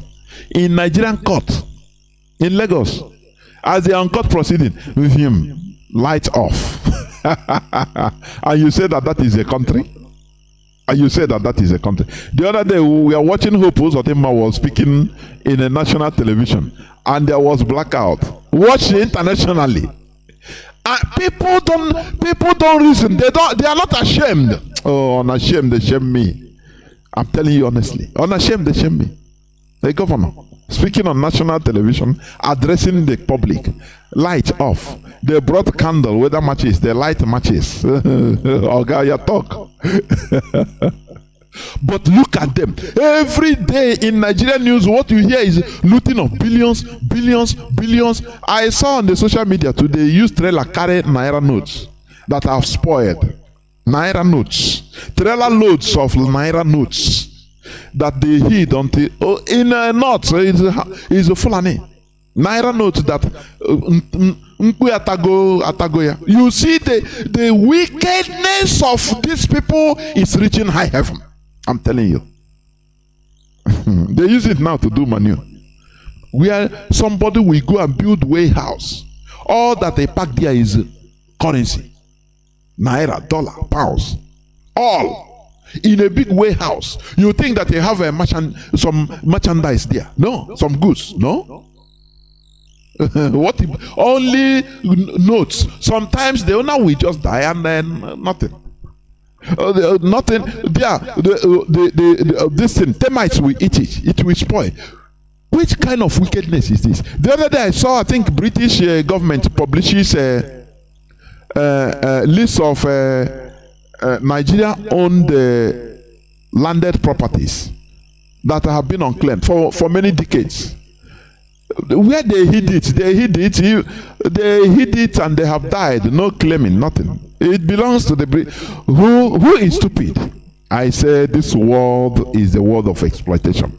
If you are stupid, you become exploited. All this money, ordinary electricity, they don't have. But look at the governor, look at the politicians in Nigeria. They are extremely rich. I say bastardly rich, but no electricity. Instead of they cannot even leave every other thing, make sure that there is electricity in Nigeria. No way. Wickedness will not allow them. Wickedness. And somebody is telling me that Nigeria should continue existing. You are even more devilish than demon. Honestly.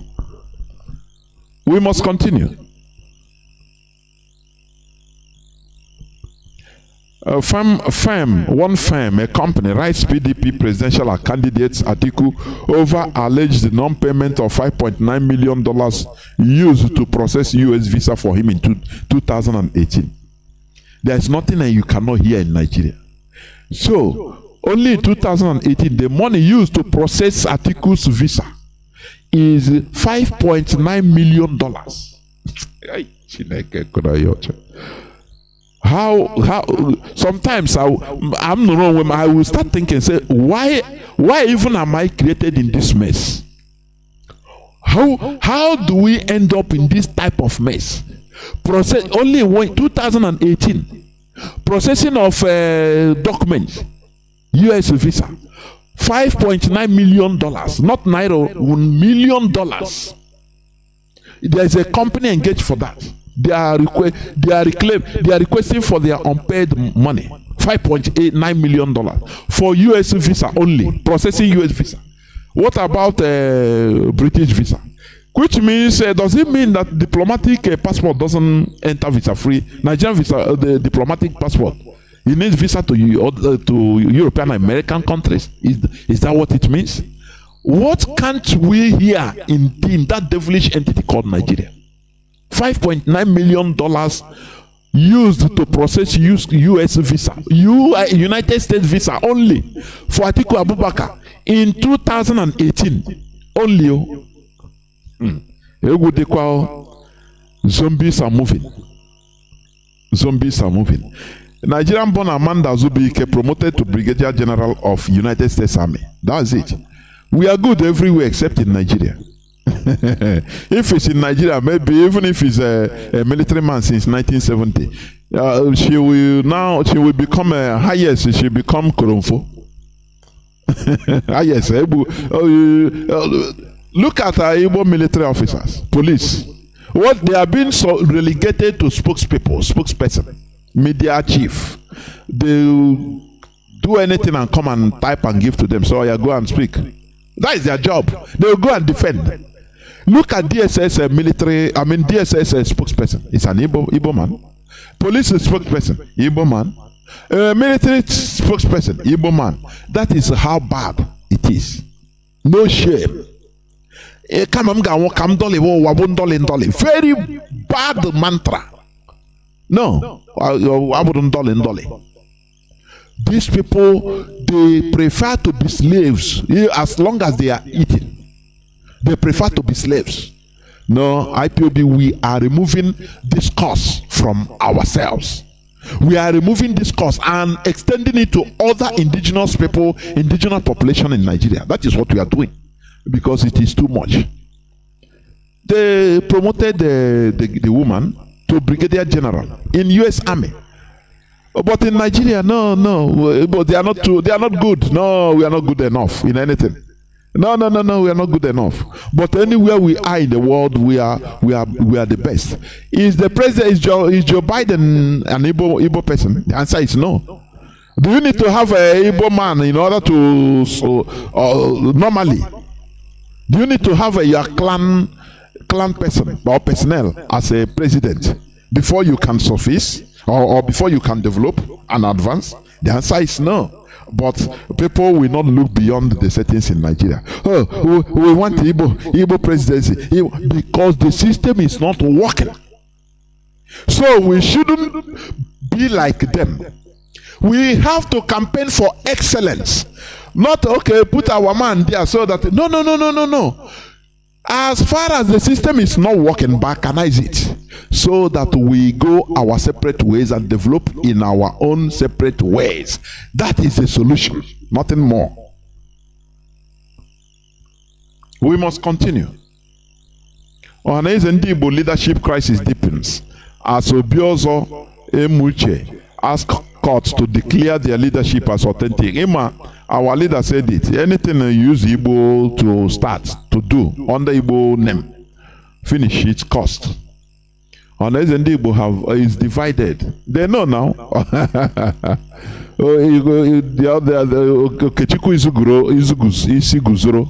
That useless people. One side. Obiozo, that black knight. In another side. Oh, Ndị Igbo. The caliphate will divide you with money. They will come and tell you, look, don't you need money? Or don't you want leadership? We will support you. Don't worry. It is the caliphate will come and tell them. We tell one person. They know the people. They know how to pump, how to bloat them. That greed in them, that selfishness in them. They know how to bloat it. They will come and corner one person. One or two of them say, this man every time is him. Don't you want to be a leader too? Don't you want to be chairman? Don't you want for you to be commanding? We will support you secretly. Don't worry. Is it money you need? We give you money. Take your own people. Do your own thing. And you see them misbehaving like gullible zombies. That is how it is. This is what they wanted to do in IPOB. They brought infiltrators. Oh, now I'm the commander. I'm Mazi Nnamdi Kanu. From Mazi Nnamdi Kanu disciple. He is now the spokesperson for Biafra. From there, Omoada, they are in charge of ESN. Now we are in charge. They will tell them, the Nigerian agent, Caliphate agents will tell them through their agents. They will tell them, look, organize ESN fundraising. We will come and give money, donate to real money there. And no person we know, we will pretend we are supporting Biafra. Don't worry, just organize Zoom meeting, Zoom ESN fundraising. Don't worry, we'll donate money. Is it only Mazi Nnamdi Kanu that knows? Don't worry, pretend as if you are his disciple or apostle, and people will follow you. We will support you. Don't worry. You see how we give. You remember when they do Zoom ESN fundraising? Some people give $50,000. They give money from who are those people? Who are those people? That is a question you need to ask yourself. We are enlightening the people. We know before you make PAM, we have known where you are going. We know. So that is it. That is it. We must continue. I want to. There are two. You see, when what they wanted to, the politicians want to divide them, but after they Fashoranti, he came back, he recovered himself immediately and said, no, the other person is the leader, people misunderstood me, this and that. That is how at least people with knowledge behaves. They don't allow foreigners to influence them against their own people. But Ndibo, Chineke he will tell you now that I want more contact. Allah, you know Allah has more than you. Who are you to command him? Onye Imo State, ga command there. Hey, Onye Ebonyi, Onye Anambra, Onye Bute na useless clanism. Very sad indeed. Once they move her, the emotion will take overall control of them. They don't go back. Look at it, learn from Yoruba. Learn from Yoruba. Afenifere. People, I think there was Tinubu wanted to divide them because that is the thing the caliphate know how to do. They try to bring this in IPOB. We tell them that we are one and whiter than white and whiter than snow. They started bringing criminality. Oh, support ESN. They call somebody on phone. We used to receive all the phone calls, or most of the calls. We hold them. Now we are commander of ESN. What do they used to support? How are you going to support us? Have you been supporting us? How much is in your bank account? This and that. These are criminals that are being used through the infiltrators by Nigerian agents. You know, you can be used without knowing. You can be doing the biddings of our enemies, but you don't know that they are using you. You don't know. They want to use all these things, all these useless people to compromise IPOB, and we maintain. Say no, it's not going to be here. No. People in different parts of the world. Many of us are. You know that? Do you know what it means? This struggle, people in the diaspora that understands, there are people IPOB. When our leaders say we are unbribable, you think that we are unbribable. Do you understand? Do you know how many people that are wanted to how many Igbo politicians? I'm telling you what I know. Do you know how many Igbo politicians that want to at least say, let Mazi Chinasa say hello now, just salute him only. Let the HOD Mazi Chike do say, can't he talk to people? Let us salute now, only salute him to say hi. Say no way, I don't need to talk to anybody. Mazi Nnamdi Kanu is there. If you want to talk to IPOB, go and talk to Mazi Nnamdi Kanu. That is what is called structure, loyalty. Do you understand? Do you understand me? Not people we hear about politicians want to, hey, now they become excited. Now we come contact an IPOB. Now IPOB, hey, in okay, governor, now wow, very primitive mindset. You don't know that the leadership of this struggle every day, Nigerian politicians want to talk to them. Please, the agents will be sending message. Now, just say hi now. Say no hello to this police. Governor call. Why don't you go at least? Just say hi. He said, who is that? Who is him? Let him, our leader is there. He is there. Go and talk to him. I don't need to talk to anybody. Case closed. What type of loyalty is that? But people don't know. We must continue. Let me go to the last but not the least. Okay. I will read this news and we play one clip for you to understand. Customs discover 3,116 cutlasses imported from Ghana inside Ogun bush. I will read it a bit. I want to compare it to one other news, please. Listen. Customs, this is which November 2nd news, 2022. Customs discovered 3,116 cutlasses imported from Ghana inside Ogun bush.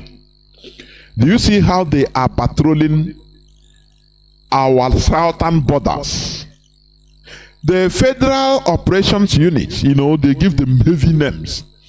The Federal Operations Unit Zone A of the Nigerian Customs Service, NCS, on Wednesday said its men discovered 3,116 cutlasses kept in an abandoned hut inside the bush in Odan area of Iduroko, Ogun State.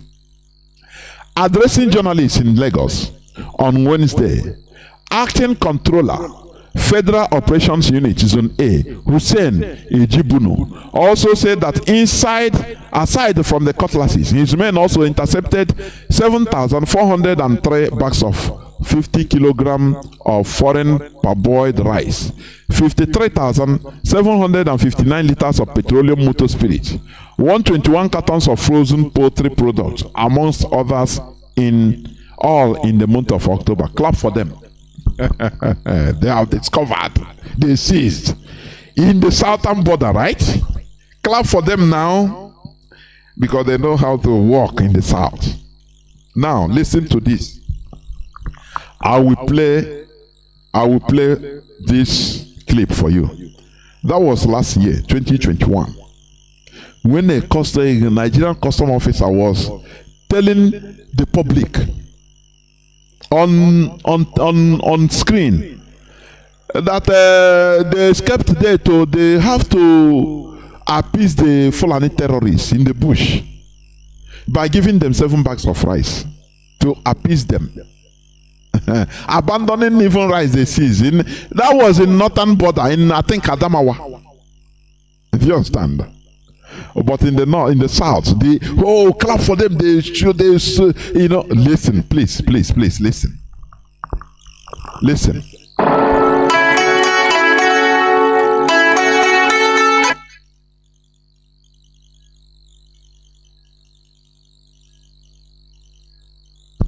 Just hold on. Go on, please. Give back the 7 bags of seized rice to save our lives. Aliyu Mohammed, coordinator of seized rice to save our lives. Customs, we gave back the 7 bags of seized rice to save our lives. Aliyu Mohammed, coordinator of the Sector 4 Command, Joint Border Patrol Team of the Nigeria Customs Service. Just hold on, it's not I. Let me bring it direct, please. I have it directly. Let me bring it so that you hear the voice of the man, please. So that you don't say, no, I want you to hear the voice of the man speaking. I want you to hear it. Just hold on a few seconds. Okay. Yeah.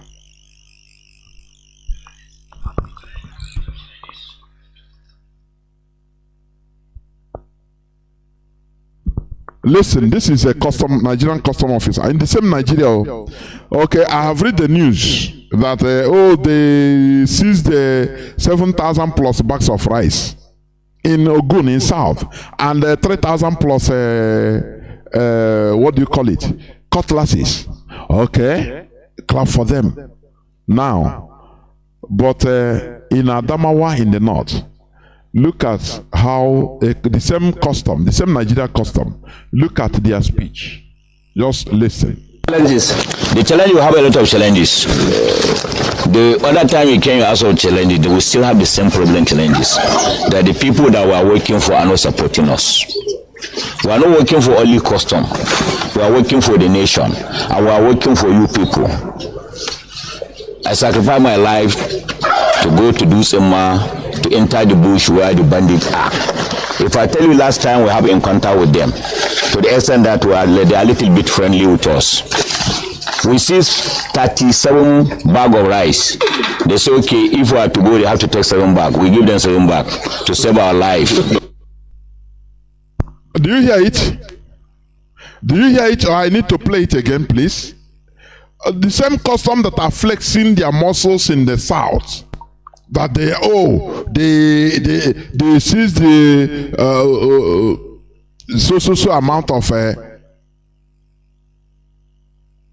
so amount of rice and this and that.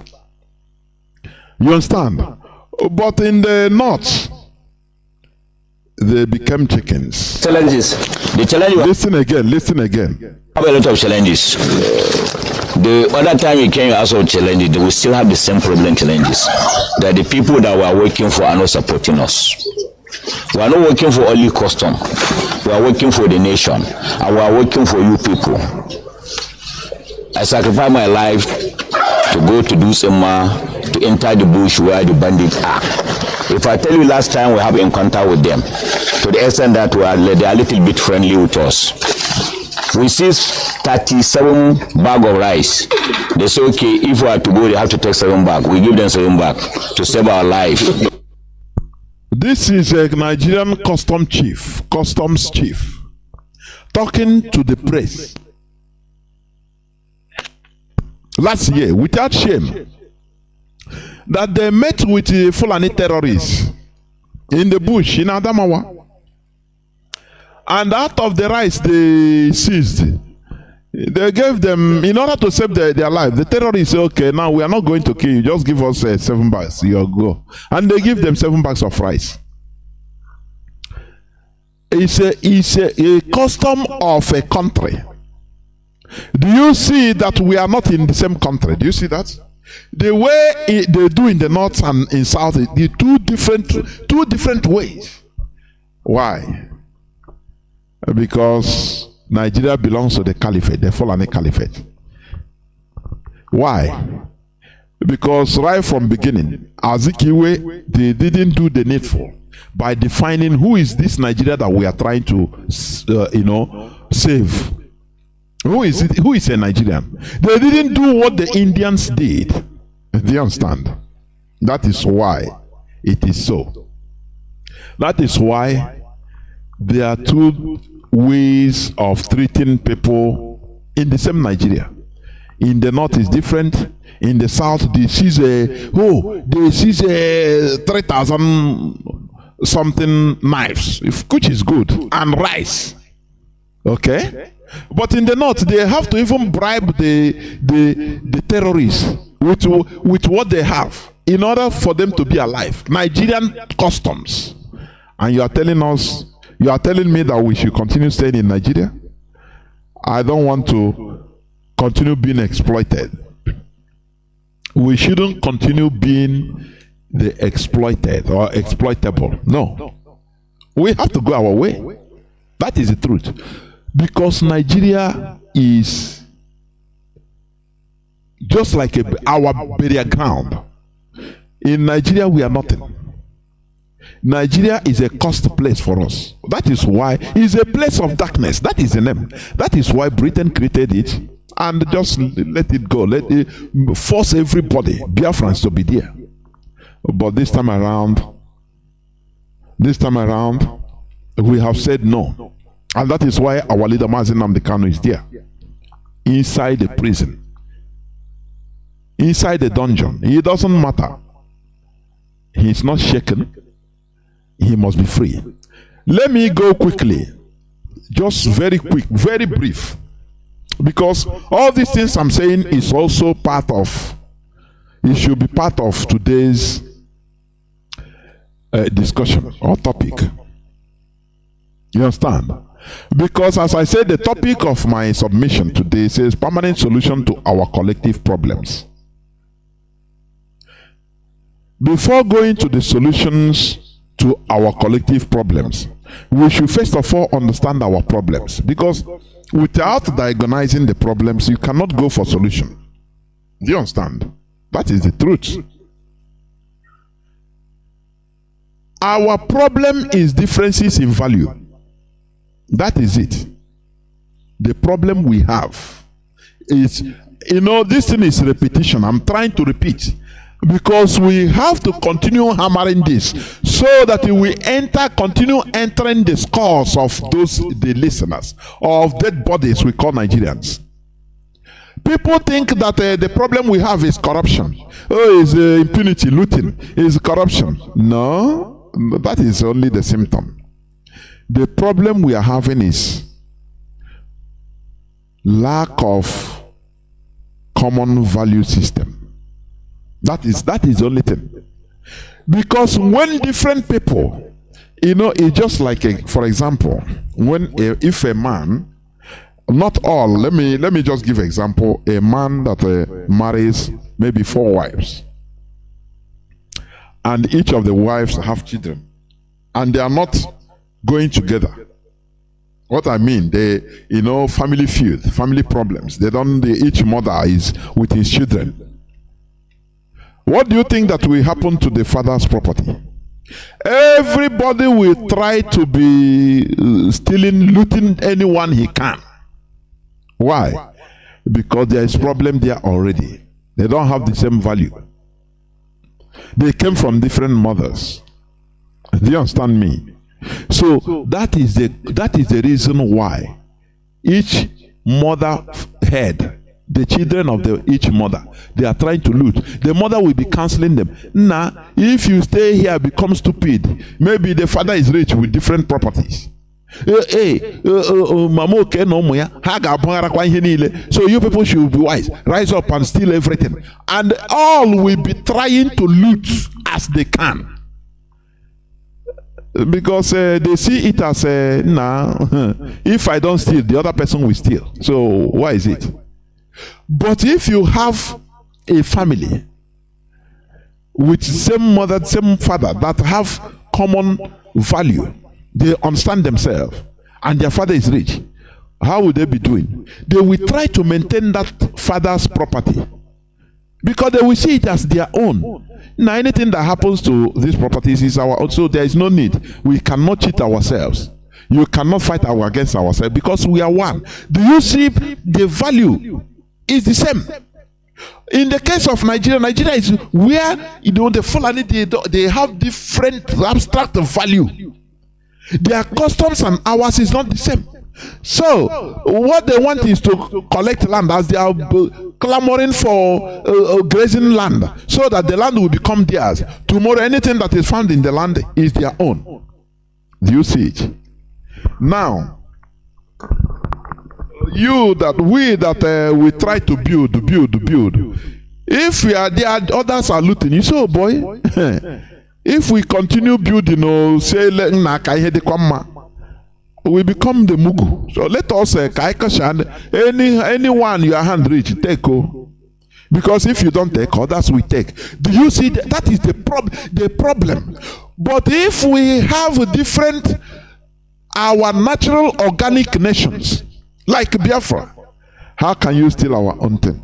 You say because it's our own. Now it's our own. It's no more something now if you don't do others with. No. We protect it because it is ours. Do you see the problem? That is the problem we have. You see, so-called intellectuals, sometimes I look at these intellectuals, I baffle. When you see them defining the problems of Nigeria, corruption, people are corruption, people don't have mind, they don't have heart, politicians don't have heart in Nigeria, they are wicked, they are this and that. I say, but you are not even discussing the problem, you are just emotional. What makes these people to be behaving like this? That is what one thing you have to go to the background. Let me tell you, in every country of this world, even developed countries, people want to also steal because they are human beings. But there are things in place that make them not to steal. Do you understand? Do you understand me? If we have our nation, now in order to prevent this looting, this and that, we have to come up with different things which we shall agree. Because we have the same value. But under the Nigerian setting, they will not agree with you. Even if you bring it as a solution, they will tell you, they will tell their own people, they say, this is Onyamini. So don't believe him. Oh. He has ulterior motive. And that's it. They will condemn you, put you at the background with just one word, is an infidel. Finish. Your own is gone, so there's nothing. So what will you do? You be at the background or at the sideline. Anything your hand reaches, you loot. That is it. Well, you see, so-called intellectuals, they will be misdefining the problems we have. I call it misdefinition. I'm telling you. I'm talking about the permanent solution to our collective problems. Due to the selfish interests of some foreigners and a few of their local collaborators, we were lulled into an unholy marriage, which remains to our detriment. We were lured into an unholy marriage, which remains our detriment till today. Why? It's not that I'm saying something that is new, no. But I want to refresh your mind in order to understand our problem, so that when you hear all these useless politicians or so-called intellectuals, which I hate, talking on television, speaking grammar, our problem is if we can fix Nigeria, we this and that, people have to no, let us fix Nigeria. No, it's corruption. If we can have mind in order to fight corruption, how can you have mind? Tell me. How can a Fulani allow you, when you bring a suggestion as a non-Fulani, as an Igbo man, you say his mind is already corrupted against you. You say you want to dominate him. He don't have trust in you. It doesn't matter what you can offer. Do you understand? All his mind, because they preach to them every day inside their mosque that the Igbos are domineering, that do not believe, do not allow him to talk anything, do not do anything he tell you, otherwise he will dominate you. So you understand? So that is the thing. If you want, be Chikobi in that field to solve this problem. His mind is already corrupted that you are Onyamini. How can infidel make a good suggestion?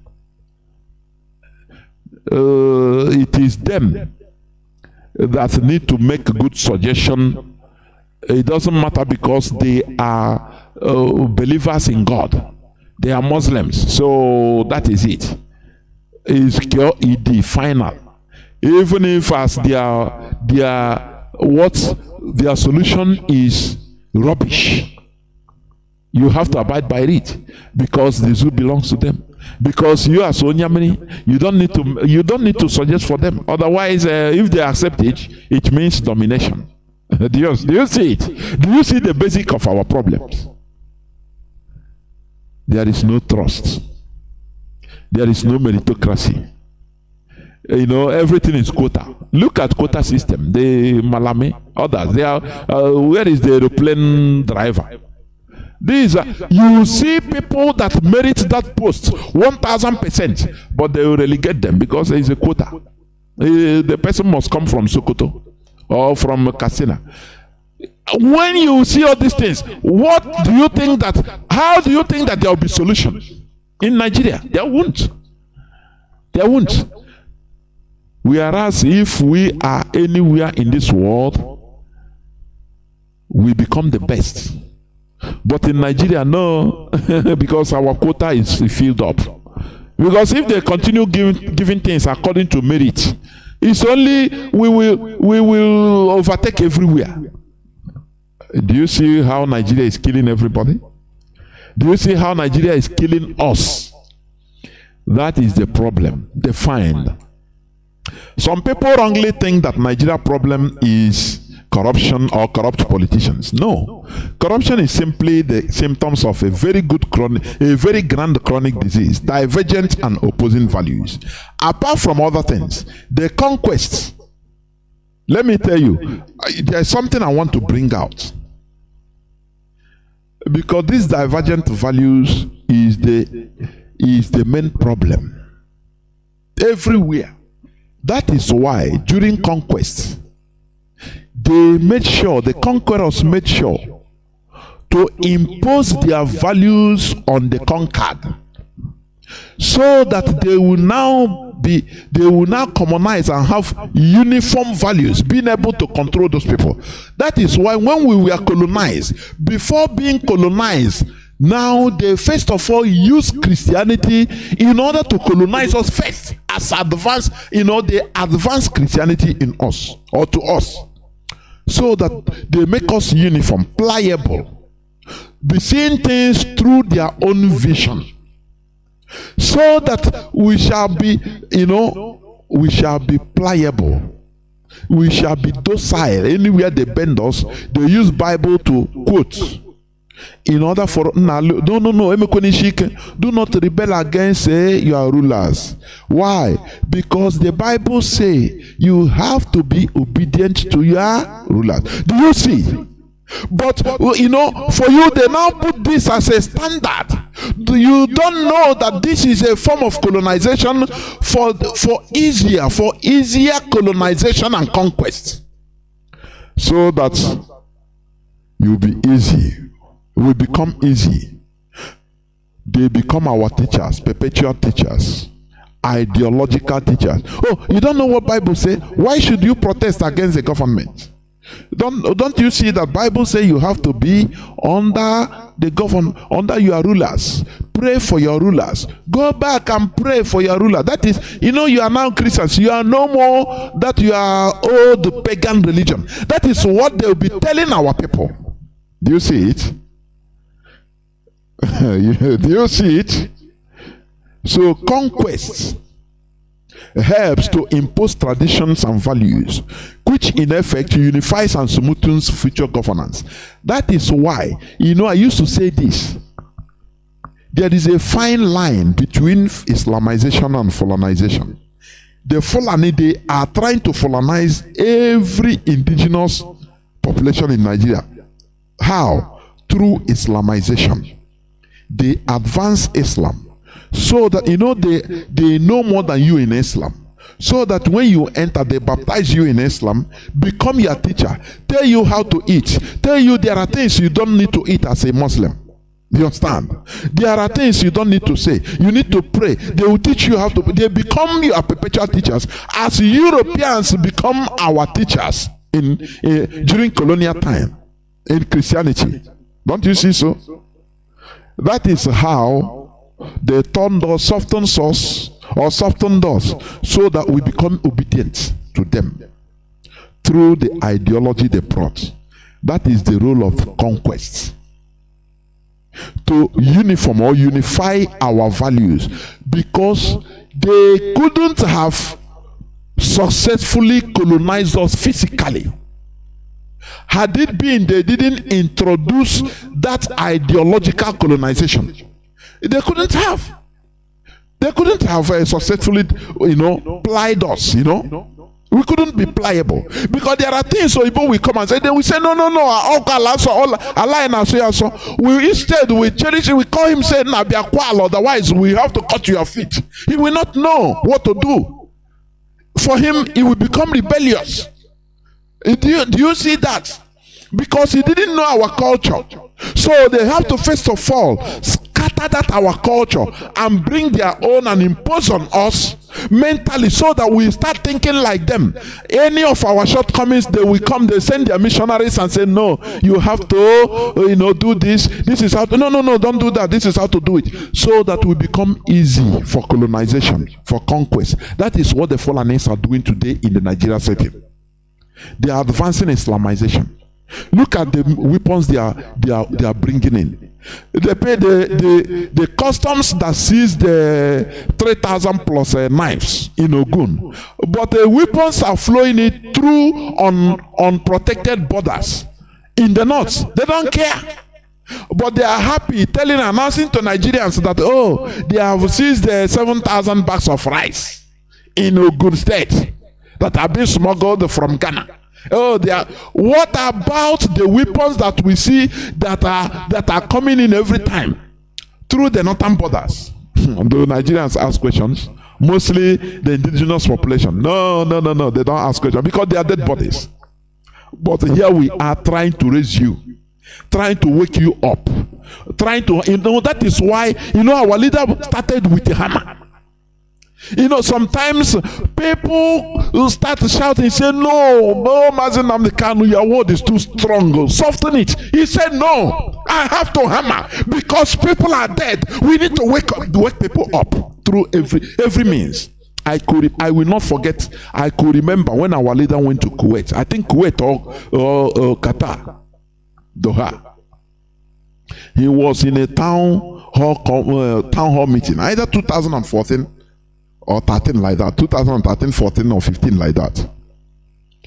He was preaching the gospel of Chukwu Kabiama in the presence of expatriates, even Biafran expatriates that we are gathering there, that we are gathered there with him. He called them that you people are slaves. I will never forget. One man rose up. He said, no, Mazi, because I am slaves, because I'm not a slave now. I am working here. I'm a professional. Mazi Nnamdi Kanu say, this is not personal. This is something concerns us. Whether you are working or you are slaves. He explained. Do you understand? That is why we need to use a hammer, because without a hammer you might not wake the dead bodies. Do you understand? That is what we do here. It doesn't matter how the world is strong. Our objective is to wake you into consciousness, because we have been stupid enough. What we need now is not election. What we need is permanent solution, not massaging. No. That is why I have defined the problems. Our problem, I have defined it in the Nigerian setting. Now, as I said, apart from other things, the conquest helps to impose traditions and values which in effect unifies and smoothens future governance. Do you see it? If the Fulani succeeds as they are on killing spree, importing their terrorists from everywhere to continue fighting the jihad instituted by Ottoman Danfodio, killing the Hausas, taking over their lands, killing the Nupes, taking over the ancestral lands and putting them inside into refugee camps, and even the same Fulani, their political wing, will go to visit the IDP, the refugees, and tell them that it is the will of God for you to stay here. Therefore, stay here. Don't complain. Stay here. Do you see how they walk? All their tentacles, they are walking. Do you understand? They are walking on all legs, every corner. They are walking. Do you understand? But we are here in order to put a stop to this. That is why we are here. That is why if you are hearing my voice, do not think that our words are very, very hard. Why don't we mellow down? How can we mellow down? In the face of the onslaught like this, in the face of another colonization like this, people are being slaughtered, people are being deprived of their ancestral homes, and people are taking it as a normal way of life. And the people that are causing this are sending their people, their political wing, in order to go and mock the refugees. That it is God that put them there. They should not complain. Do you see it? If the Fulani succeeds in Islamizing everybody, now that is total Fulanization comes.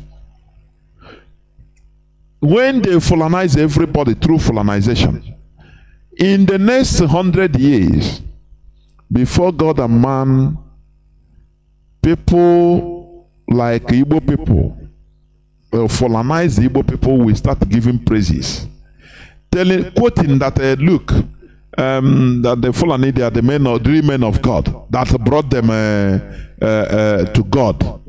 By that time, the generation that time wouldn't have known that there were killings, that we suffered in order to resist them, that these people brought this religion through sword, that they had ulterior motive to conquer. That time, if they succeed in conquering us, in the next 100 years, people that time will start praising and quoting Quran and how God are serving a living God in Quran, the God of the Fulanese. Don't you see that? This word is ironical. I'm telling you honestly. That is why I always say, if you are exploitable, you become exploited. It is allowed in the world, but we should be on the part of the exploiter, not the exploited. Do you understand? Let me continue, because I will open the lines in a jiffy. The old Roman Empire tried very hard to commonize the European value system by conquering and imposing their tradition in the name of Christianity. Though it was tough for the people at that time, but today it paid off. That is why you refer to Europeans as Christian continent. It wasn't easy. The blood of millions and millions of blood were shed. Oh, you understand? That is it. So, what am I trying to say? In this case, the problem we have is not corruption. It's not nepotism. It's not this and that. The problem we have is being in one almighty mess. People with different values and different value system and traditions and cultures, opposing it, not even different, but rather opposing. So the only thing, if you want us to grow, to advance, to develop, you just separate us into our organic state, the way we were. Notwithstanding that, even if we have Biafra today, look, we need to de-Nigerianize people, because Nigeria has caused a lot of havoc in our lives. Don't think that if we got Biafra today, hey, that everything will be, roses. No. That is, without pain, there will be no gain. Do not be deceived, though. Oh, once we get Biafra now, everything will be roses. Everything, you think with manna will fall down from heaven. No, we are not miracle pastors, so we have to tell you the reality. We are not miracle pastors that peddle lies that your miracle is coming. This week is your week.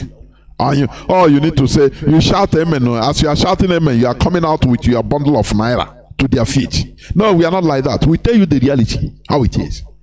If Biafra comes, of which it will come in no distant time, it will be nasty. Let me tell you, it will be nasty for just few time, and everything will reset. Because Nigerian agents, Nigerianize the people will come. Do not. I want you to understand that even the caliphate, they are preparing their agents that will also do something if Biafra comes. Britain, they are preparing their own that are Biafrans also, that will bring katakata if Biafra comes. Those one, we have to see them. We don't need to shy away from problems. Indians went through this. Today they are reaping their good work, their calculation. If we say no, we don't want problem. That is why we are in a mess today, because we always say no, we don't want problem. Look at in Alaba International Market, they attack us every day because we don't want problem. We are paying heavily to Aburos.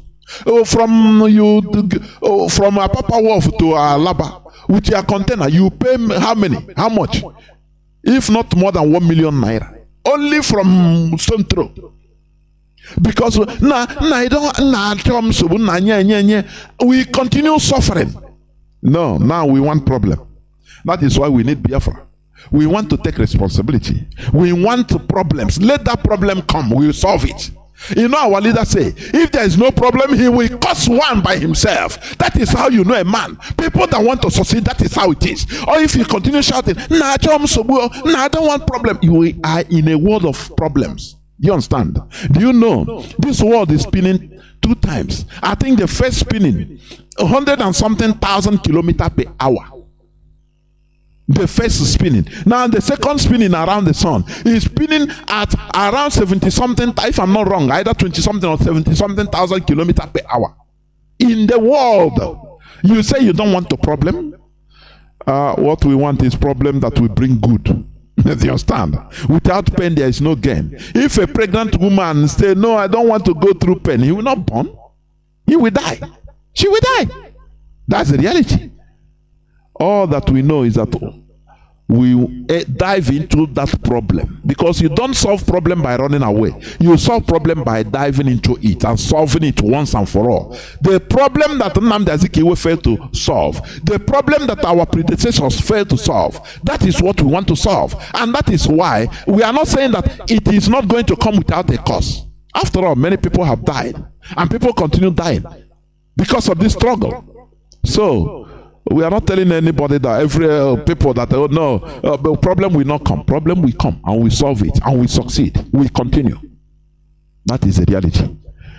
What we need is permanent solution to our collective problems, not a temporal solution. Obedient, be obedient, so that after 4 or 8 years you start shouting again. No, we want to solve this problem once and for all. Do you understand?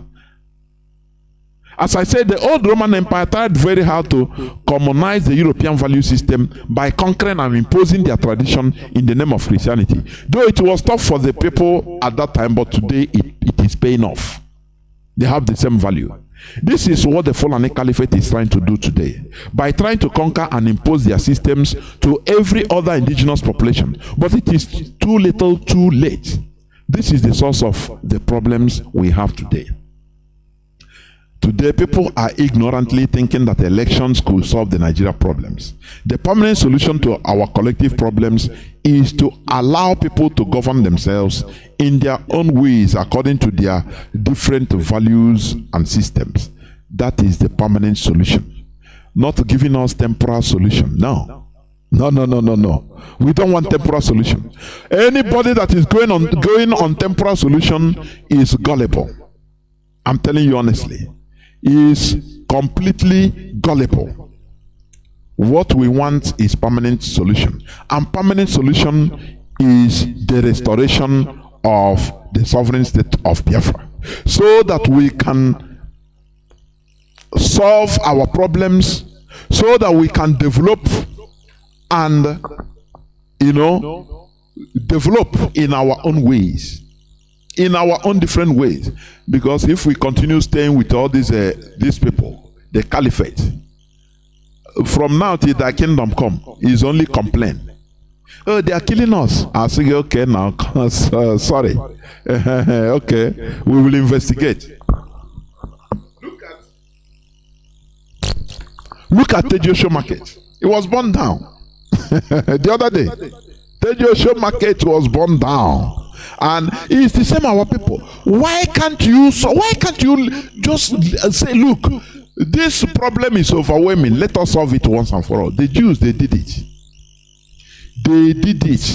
They were suffering from pillar to post. Every part of Europe, they are being slaughtered.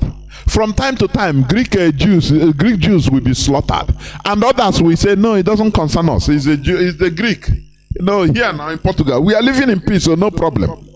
Next month, Portuguese Jews will be slaughtered, and others will say, no, reach our side, no problem. And the next month, the Spanish Jews will be slaughtered and their properties burned down. And others will say, no, it no concern us. The same, it will be happening one by one. France, looks every place they will be slaughtered, nothing, no problem. Others will say, no problem. But the hammer that broke the camel's bone was the Second World War, when all was targeted at once. You understand?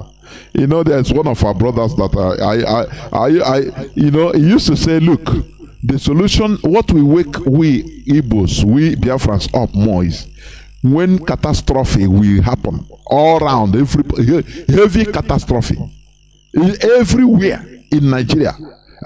Against us, it will galvanize us. The same way it galvanized us in 1967 to fight a war without preparation. Do you understand? That war was fought without no preparation.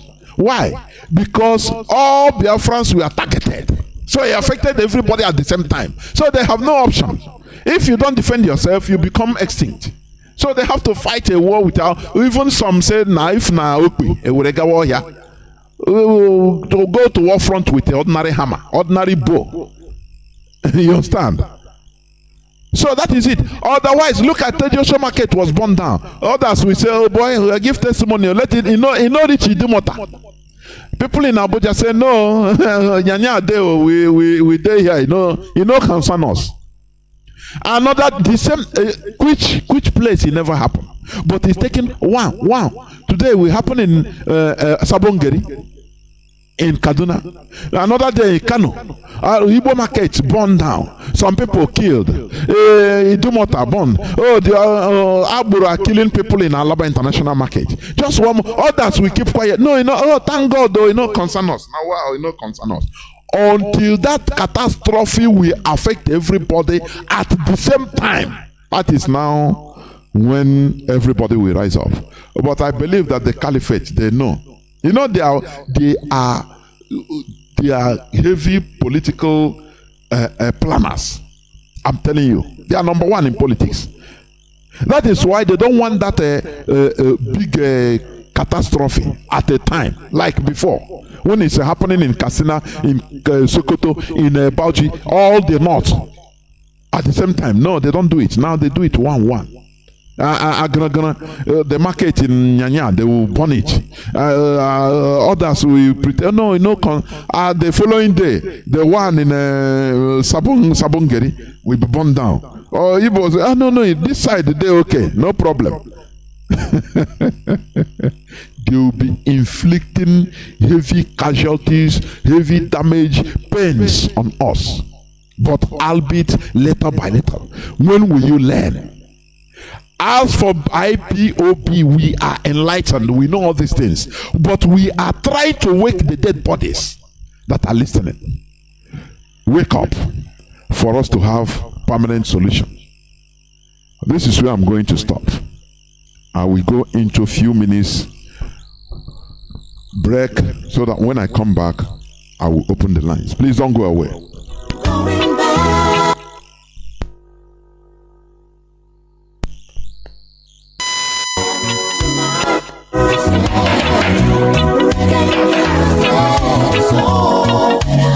We, the indigenous people of Biafra, ably led by Saint Mazi Nnamdi Kanu, humbly call on traditional rulers, aka Ndeze, town union, churches, villages, kindreds, Ndiamala, and all paternal and maternal homes to beg, hear our voice and hear our cry in this request to please do the needful now before it is too late. We ask all the people involved to beg, try and bury all the corpses we scatter all over Biafra land. For this one, they should say it they bring us spiritual and physical problem, and now we they suffer, we don't know. When you know the root cause of the sickness, the treatment now don't dey easy. I beg my people. Now we don't sabi the cause of the sickness. IPOB don't come with the solution. The research wey you do show say some dead body don't dey up to 1 year, 3 years, 5 years, and the death count. Now human being we go bury or na firewood. Everybody where this one concern,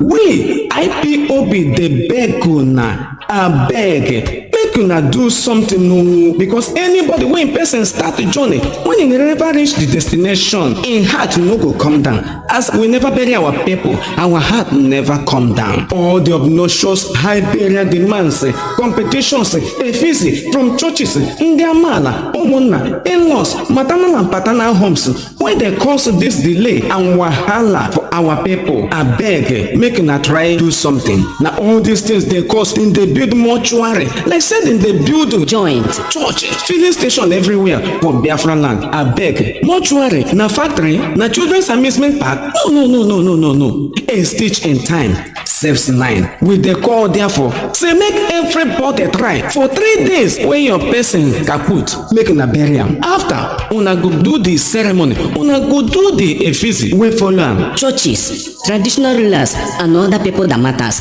abeg make una chook mouth and chook eye and help us for this matter. Because the person wey dem dey pursue cow, dey call him name. If e no hold the medicine, e go hold the thing wey dey dose the cow. Na we dey call una. And the one una talk, e go stand. Abeg my people, make we comot this danger, comot our people from bondage. If una no do something, we the indigenous people of Biafra under Nnamdi Kanu no go waste time to do the needful so as to remove the yoke and our people from bondage. And soonest we go begin the closure of many mortuaries for Biafra land. The only dead body wey we wan make it dey for mortuary na the only one We get case wey dem dey treat. and after they don finish the whole thing, settle everything, make dem bury am. Mortuary no be factory, mortuary no be industry, mortuary no be amusement park again, no be recreational center, no be children's park. Remember, person wey sell land bury im dead body don bury 2 corpse o.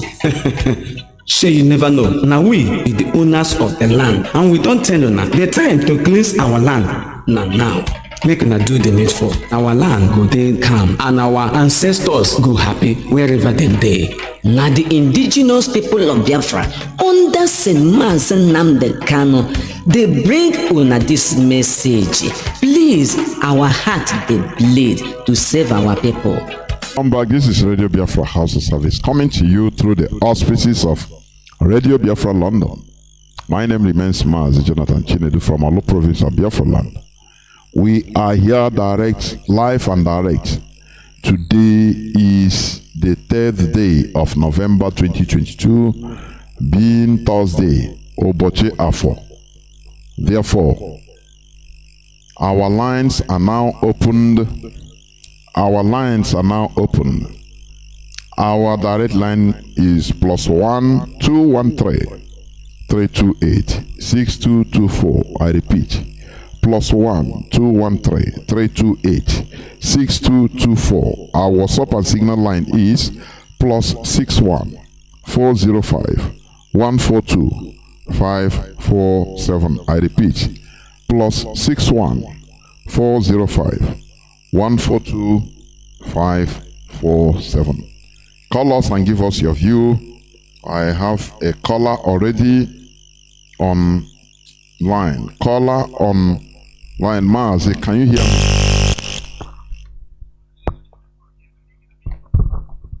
me? There, the whole world is hearing you. Please go on.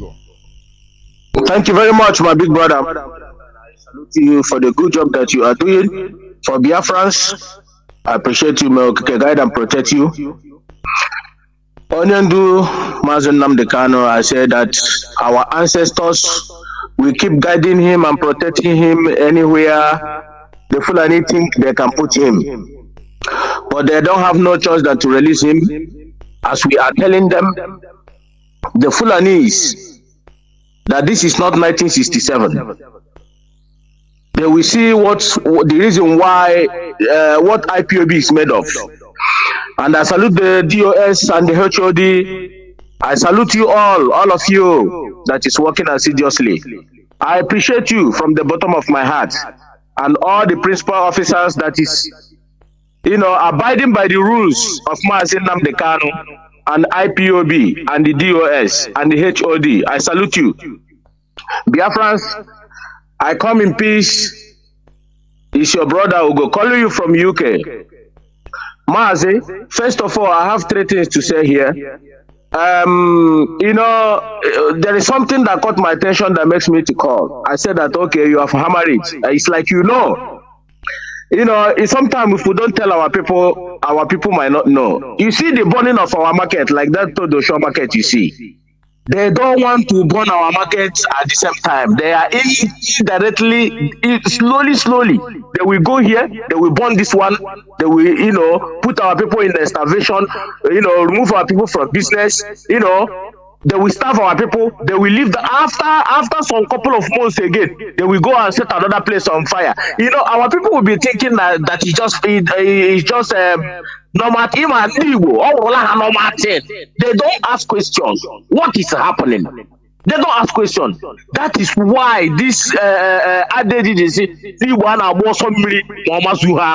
they think their market that is burning fire in a week time. When we burn fire here, they will keep quiet. Do you know what it means for market to catch it?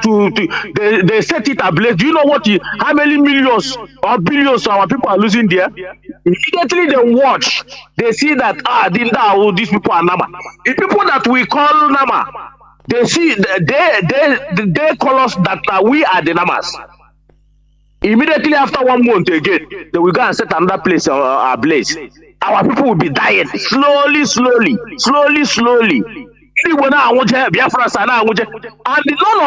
none of our people, none of this, for sure, I know that we don't have politicians. We don't have politicians. Even nobody, apart from IPOB, nobody again speaks to our people. Nobody can come to the rescue of our people, apart from IPOB.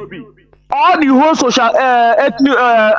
social groups they have from Igbo Kulio, from what they call it, Igbo World Congress. So from what these are Fulani organizations. Fulani set up these people after the war, before the war and after the war. Fulani set up all these kangaroo people to be deceiving our people.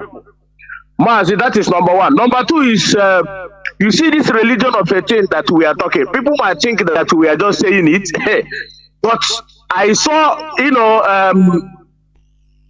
I think that was last year, if I may recall, a statue of Jesus Christ in Anambra State, in Omambra. We are open somewhere, and what I don't know if somebody opened it. I know what I'm saying now. People have seen it. I saw this thing. I was shedding tears. A statue of Jesus Christ somewhere in the church was opened. I don't know if something hit it and opened it, or somebody deliberately opened it. Water pour inside. Rain pour inside was gushing out from the leg. Are you aware? Do you know that a grown-up adult, an Igbo man, videoing it on social media, showing the whole world that Jesus Christ said now 1 million, that is everywhere could be miracle water. Guys, I saw this thing, I was crying. I even sent it to somebody. A statue that was placed somewhere outside. Water was gushing outside. Either somebody deliberately pour water inside, or maybe it was broken and rainwater fall inside, and then it was gushing out. Do you know that an adult, somebody that I'm telling you was an adult, shouting, calling the whole people should come home. Now Jesus Christ said, Mazi, I said that this is pain. How can we not do? How are we going to leave this religion? Tell me. How? And Mazi, you know what you said about our HOD? That the politicians are calling. They think Mazi, they think IPOB is not well trained. They think we are stupid. These politicians, they should call him to say hi. Well, something you just explained here now. That is the reason why this chief infiltrator put himself as IPOB or Biafra spokesperson. Our people, what is happening? What Mazi Jonathan explained here now is the atrocity of this Eberima somewhere where we don't know where that idiot came from. You see, that is the reason why he was placing himself to be IPOB spokesperson. Every time, IPOB spokesperson. But we are getting there. At the end of the day, these people must to pay for the atrocity. There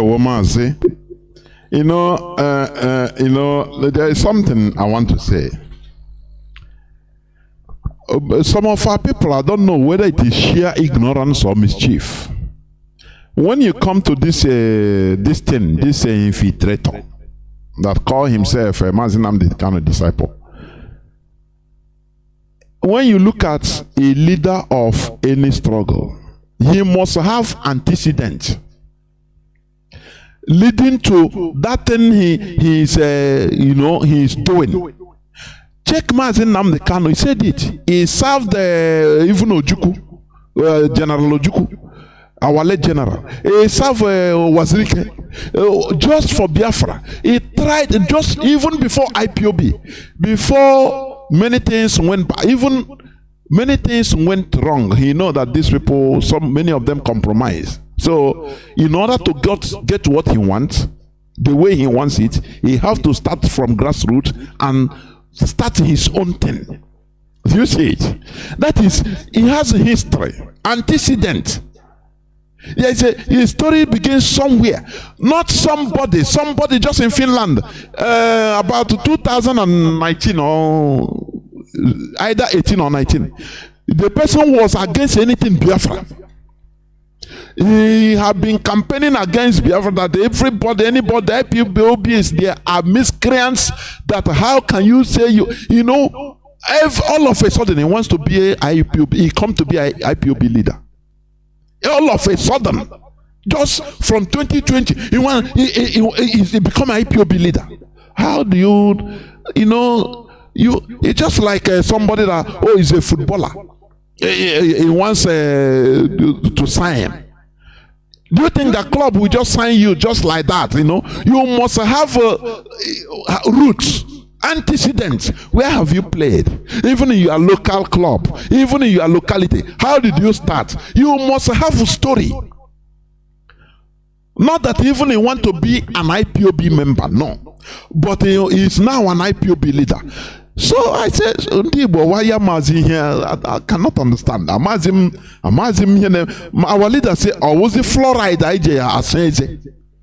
Is it fluoride na bread? So we cannot reason again. At least common sense. Because this is what we preach here. At least common sense. Somebody that doesn't have no antecedent. Nothing.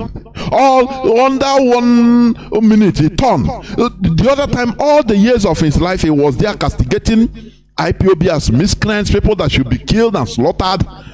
All of a sudden, he becomes Saul. Anyway, I no blame. Of course, Saul.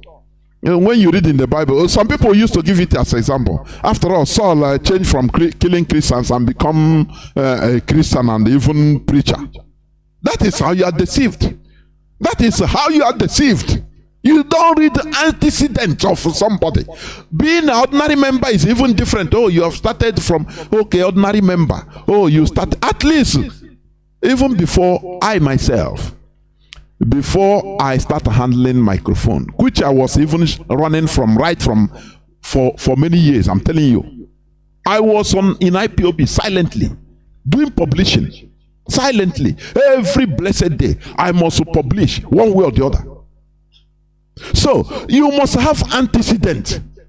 From there, I enter into even broadcasting on shortwave with a group clandestinely. So you must have an antecedent. Something you have done before. One by one. Now at least is a story. But all of a sudden, somebody that 2017 or 18 or even 19 was insulting IPOB, telling the Nigerian government to kill IPOB anywhere he sees us. Now, a miracle. He may want to be a leader. Not even, I've repented, now I'm an IPOB member. No. He become a leader. He want to be a leader. An IPOB overall leader. Ndị Igbo nweziri nke uche self or these people they follow. Given common sense, can't you reason commonsensically? I beg. Let me go to the lines, please, because people are waiting. Callers. There are many callers anyway, but caller on WhatsApp, you have been there. Please welcome to the program. Unmute yourself, please. And go on, please. Can you hear me? I hear you very clear. Can you hear me? The whole world is hearing you, not only me. Even the infiltrators, they are listening to your voice. Go, please. Thank you very much, Mazi. I remain your humble servant, Mazi Moye. Chinedu. IPOB servant, please. Not me, not my servant. Go on, please. Yes, IPOB servant. Yes. And I am working as the Milano coordinator here in Italy. Mazi, thank you very much for your good work. I am greeting my reader, greeting the head of directorate of Biafra and the Eastern Security Network and Biafrans worldwide. My brother, asi mezumezu no na bibo onye obuna, ezumezu no na buka onye obuna, ezumezu no na umunna onye obuna, ezumezu no na ebo onye obuna, ezumezu no na onuko onye obuna, ezumezu no na mpagala onye obuna, ezumezu no na ala anya ala Biafra ala Igbo. Ya Dubai machebai, agbasiwela anyị na-eke na ore na akwa na ha na anọ dị n'Igbo kachasị onye ndu anyị bụ Nnamdi Kanu. Ise. Mazi, I'm happy the way things are going because we have come to possess our possession. Because what we come to do is that we come to change the narratives of the slave trade, missionary, and colonization. Those three things, they brought it to us and is operating in our land till today. They devastated our land and they stand one side, hold hands, looking at us to know what we got to do. Now we have started to do it, and we have come to put to stop of that thing that slave trade did in our land, that thing that missionary did in our land, and that thing that colonization did in our land. All those three things is against our land. And we have been under traumatization of these things. You see? If I tell you that spirit raise up in our land and married and have children, and they are living in our land, I'm telling you today. Did you know that, Mazi? We have come to put to stop on all those things. Because all those warrant chiefs in our land, they are not there for us. Even they are not there to support the people, the original people. They are against Ndobo. Even the PGs, they are against Ndobo.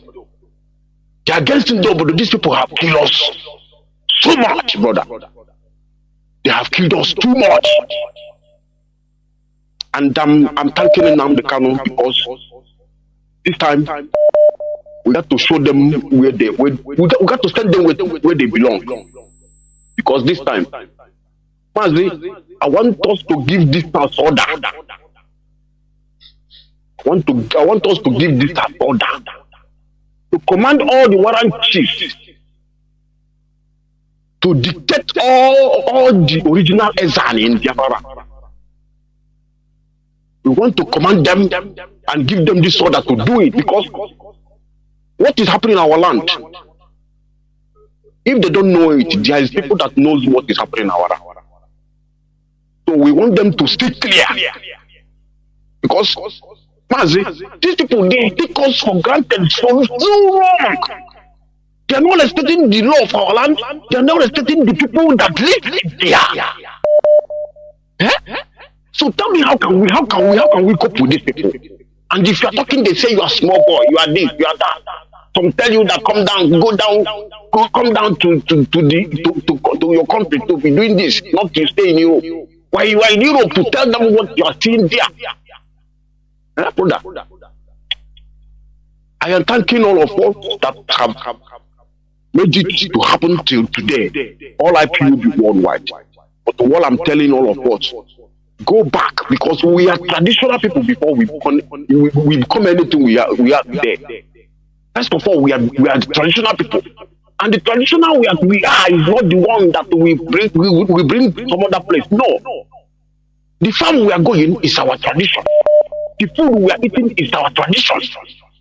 the market in our land, the land you are marking. Some people say if you tell them what is the Trinity, they are talking another different thing because they don't know what is Trinity. Mazi, the whole state, the whole community in our land, they have their own title of Igwe. Yes, the whole community in Biafra land, they have their own title of Igwe. I think one day we got to do this program to ask each and every one of us whether they still know or not. Mazi, there is Oba and Idu Oba.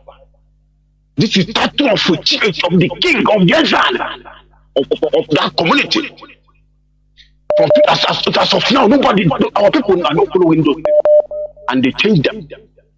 They remove the exile from the original place it's supposed to be.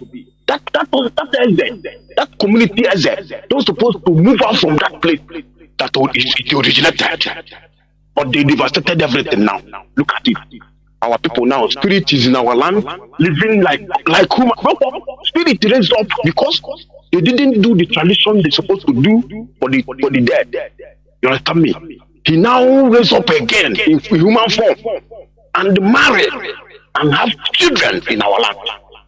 Today I'm telling you, after we finish what we are doing in our land, we will see that so many people will disappear in that our land you are seeing today. I am greeting DOS because DOS, I'm seeing the way you are supporting tradition. Go on with that because without that, we are nobody.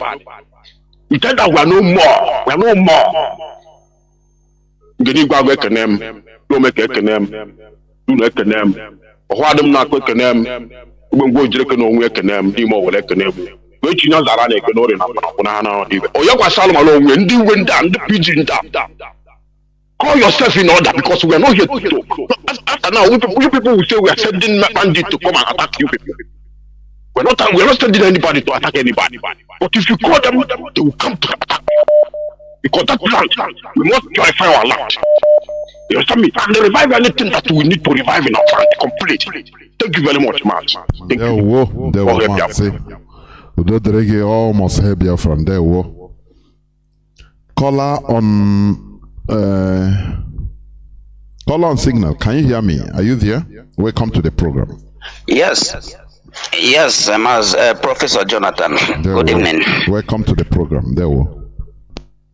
Thank you, Professor Mazi Celestine Ogba from the coastal region of Biafra. Professor Jonathan, every nation that emerged the way of Nigeria has completely disintegrated, giving rise to more prospective nations with common value system. Nationhood are product of organic process, which Nigeria never passed through, never see anything closer to it as a state and contraption. Professor Jonathan, you see, being that we don't have commonality in value system in this contraption, then there is no way we can achieve any meaningful development because we differ in every diversity. We cannot utilize our diversities because there are no commonality in our values. So that is the thing. And when we narrow it to religion, you will understand and agree with me that the doctrine of dogmatism is another disease condition that destroys us as a people because it is far from what we are. It teaches us another different thing that destroys who we are. And it therefore doesn't tarny with our own value that would have boosted our moral and economic development. So those are the things. They are very irreconcilable, and until things you are doing like this and things like Nnamdi one of us joined to LOB. Those are the things that has come to project us in the in the direction of light by identifying with our values. That is the only way we can grow as a people, and that is the only way we can harness our potentials. So, Mazi Jonathan, I think that's my own contribution in your topic today. Thank you so much. Thank you, my brother. Thank you, my comrade. Almost Biafra. You're on point. We have one of our DOS, Mazi Isayoba. Can you hear me? Mazi Isayoba. Mazi Oba, can you hear me? Please unmute yourself.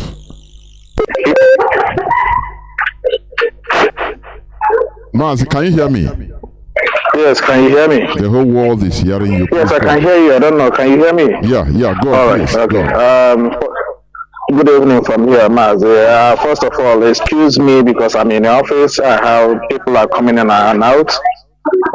Just in case if you hear a background noise there from... There are really, but go on. It's negligible. Go on. And also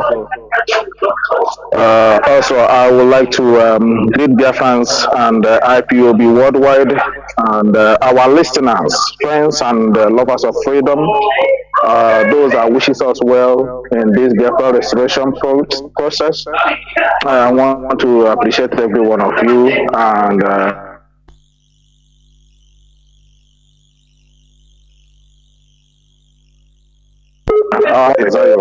and I'm reaching you from the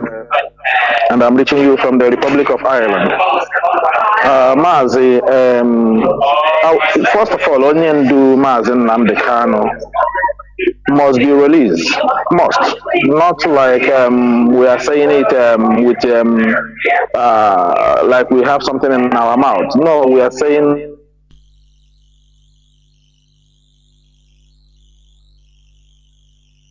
Onye have been proven to be right in whatever he's doing regarding the Biafra restoration. If anyone is guilty, it should be the Nigerian government and the Nigerian military that have killed her own citizens. Even, the NSAS youth protests.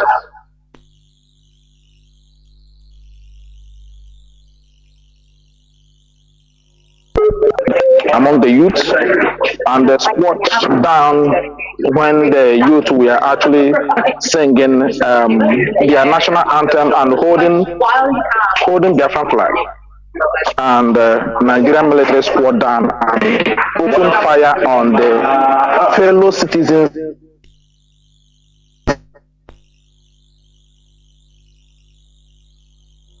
Mazi, I don't know. Your network is going and coming. I don't know. To be honest, the judiciary system are the one, will I say, the prosecutor, are the one that are guilty of threats to the Nigerian citizens, if you like, or to Nigerian state. Now, coming down to our people, Mazi, you have said it all. Honestly, sometimes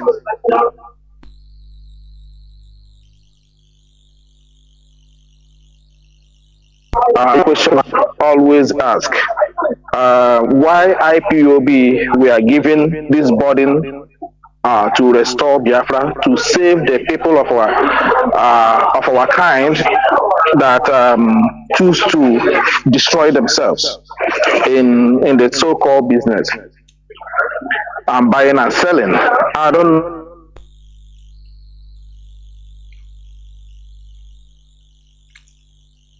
know, burden to save them even become more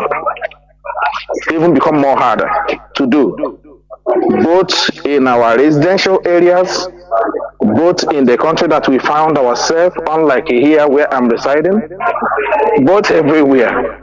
I don't know,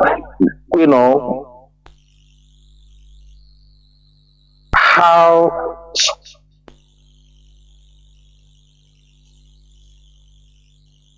we have to use the Yorubas. When I told our people that they don't know politics, people said that we are talking hard, or our people we're supposed to be polite. But we are telling them, how can you be polite when you're saying the facts to our people? It becomes an insult to them because you're telling them the truth. The Yorubas, as you said, are Afenifere.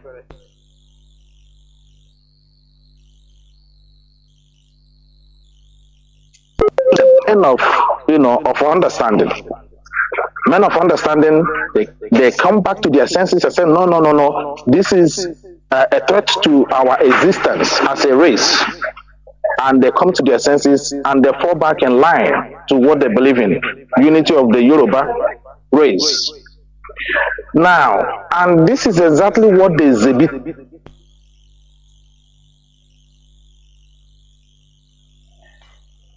do the one nation if you like. And they came around when the Nigerian government, kidnapped the guy in Benin Republic. The Yorubas did everything, the Yoruba elders.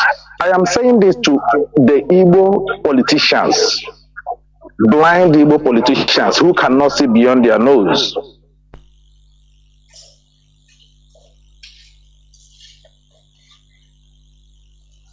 Gathered before anything in the zoo, that their son who was actually running away from assassination, failed assassination like our leader, escaped from the zoo. And they kidnapped him in Benin Republic. They came together and said, before anything in Nigeria, they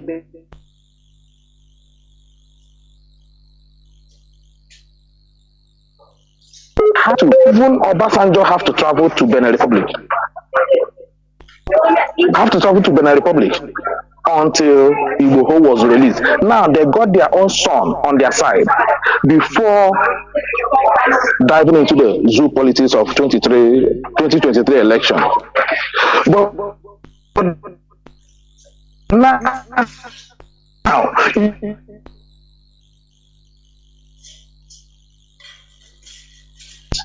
you see the Igbo population doing business. Seeing Mazi Nnamdi Kanu being discharged by Nigerian court. We are not talking about outside court. Nigerian court. IPOB and its leadership beat Nigeria hands down in their own court before the whole world. We are not talking about even from local court.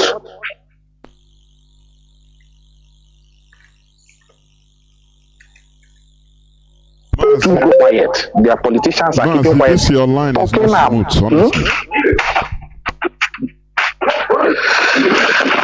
okay. Let me just quickly summarize it and give chance. I don't know. So the whole Igbo race are just keeping quiet, watching.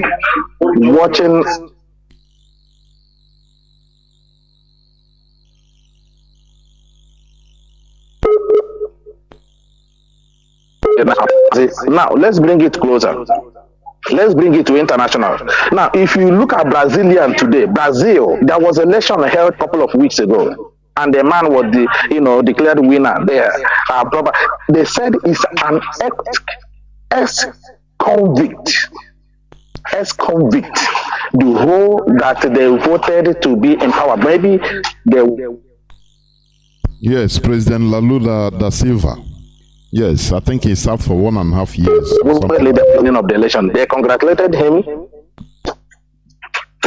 Exactly, they congratulated him for winning the election. But the whole Brazil now is on fire.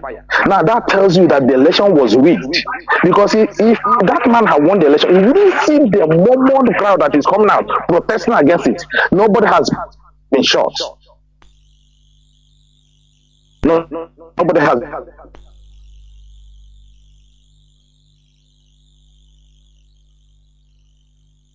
Shot. You go to Sri Lanka, every other place, the people of integrity are protesting to protect their own integrity. But comes to Africa, no, you see military, you see police deployed to shoot citizens who are protesting for the welfare of even the police.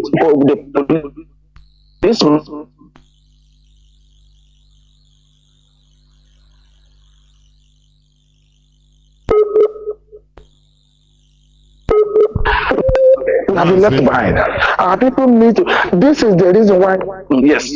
Yeah, you have to round up because your line is cutting. It's not no need of speaking why people are not even understanding what you say. It goes, comes. Okay.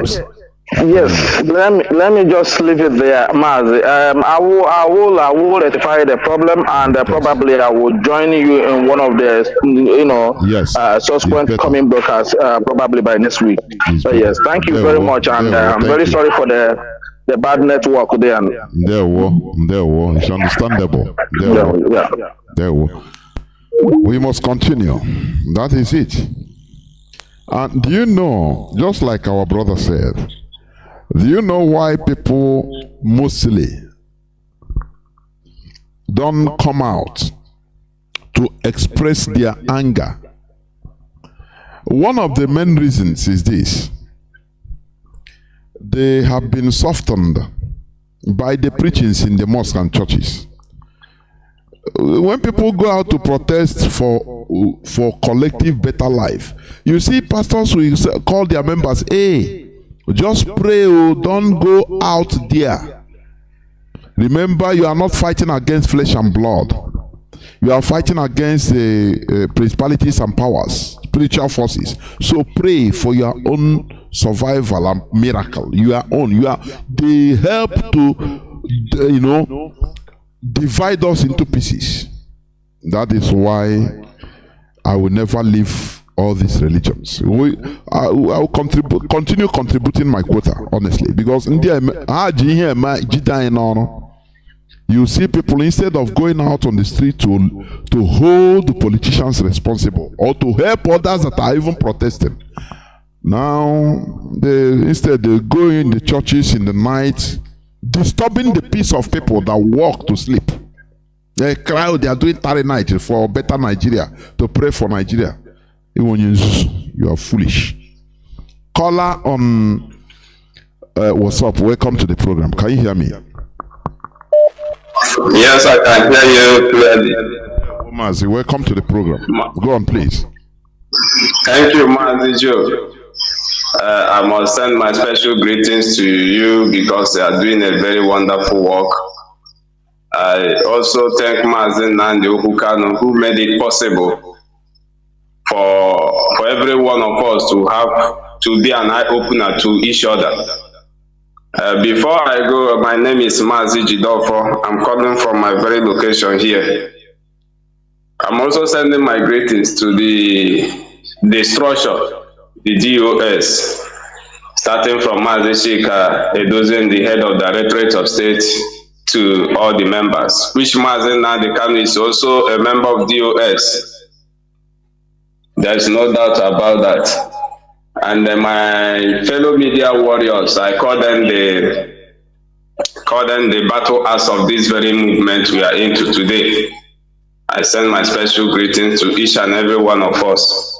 Mazi, I thank you once again. There are some certain things I want to put mouth into because our people, I don't know. Sometimes it gets me, I don't know, sometimes I became so worried about the way our people reason. First thing, I want to let Biafra to know, I must, my deepest condolence to our Pa Mbazulika Meshi, the man who begged the impostor that he need peace in Biafra land before he can join his ancestors. But unfortunately, the impostor denied him peace. And when I got the news, I said, this man's spirit will not be at peace because what he begged for to see before he joined his ancestors was not given to him. And I keep on praying that his spirit will hunt down the zoo because he made that move, asked for peace that before he joined his ancestors, but he was denied of that. Many of us might not even see that in that very angle, but that is the angle I perceive it, that he was denied peace before joining his ancestors. So that one is apart. As you see, most time I keep on talking about the gullibility of the youth. we have some of the youth we have in Biafra land, not only Biafra land, in that heterogeneous country called Nigeria. Those that were shouting one Nigeria, they want to make it better. I begin to, look into some certain things ever since this very campaign started and flood also happened. Could you believe that none of these youth has even make a movement to raise their voice to the government they want to build for tomorrow, for the better of their Nigeria they are talking about? But anytime that one of the politicians want to come to any state, you will see all of them come out in the street here, ranting, making noise, shouting everywhere. But flood is happening in that very country they want to build for themselves, as they believe. None of this youth has ever spoken out about it. Secondly, I came across somebody making a skit, and that person was criticizing the island people that were affected by the flood, and he was, trying to bully them that they were living large in Ireland. Now that flood has met them in Ireland, let them come to hinterland in Lagos. And I said, is this what the youth, a whole youth who want to build the nation that he believed to be in, can say to the nation? So individuality divided every one of us, as in divided everything in that very country called Nigeria. Everybody is fighting for individual self-made. So that one is apart, Mazi. There is one voice note also that was going viral, and somebody called a doctor in Anambra telling him that their ESN should support them, or they will come to this. These are criminals. They will come to his. Yes, they will come to his. They will come to his hospital to shoot somebody. It is very, very, very painful to to see our people engage in such attitude, the infiltrators and criminals. And in another hand of it, I blame the man itself also, because when the man was that, when I listened to that, I also blame the man, because these are also the set of people that even maybe in their own closet place, they said, leave these people, let them continue to shout Biafra. And when I listened to that, it reminded me the word of Mazi, and the Kanu said, no, because upon that man itself now, when radio Biafra, he will know that the infiltrators has called him. ESN was not established. Let me come in here. For me, there is no if you are in his shoe, you can also do. He is the person that recorded the thing. You can also say the same thing, because he's running for his life. That is the truth. Yes. So he has to play anyhow. So if you know, what will he do? Because he doesn't know whether even the people are watching him where he is, whether they can come in the next hour to kill him. So for me, I don't have any blame. We shouldn't blame the man, honestly, because many things are happening in our land. People, the whole Aburo that Soludo dismantled, all of them now, they are carrying gun, being unknown gunmen, calling in the name of IPOB. That is a new chapter they open for them. That is it. And they are being encouraged by Omoada in America, telling them to continue to make money in order to spoil IPOB, to compromise, to make sure that IPOB is spoiled from inside. But Amobede, you cannot do it. Amobede. And like people saying, ESN was established to wage battle against Fulani. And anybody that on the we use the same agenda of the purpose of ESN to get them. Because our people, I don't know how to, I don't know, honestly speaking, I don't know what is happening to the brain of our people. That is by the time in Finland. You know, you said something before that somebody in 2017 was criticizing, you know, IPOB killings has come to repented IPOB and even become a spokesperson. I think even 219. I think it is either 219 or 218. Yes. 218, yes, exactly.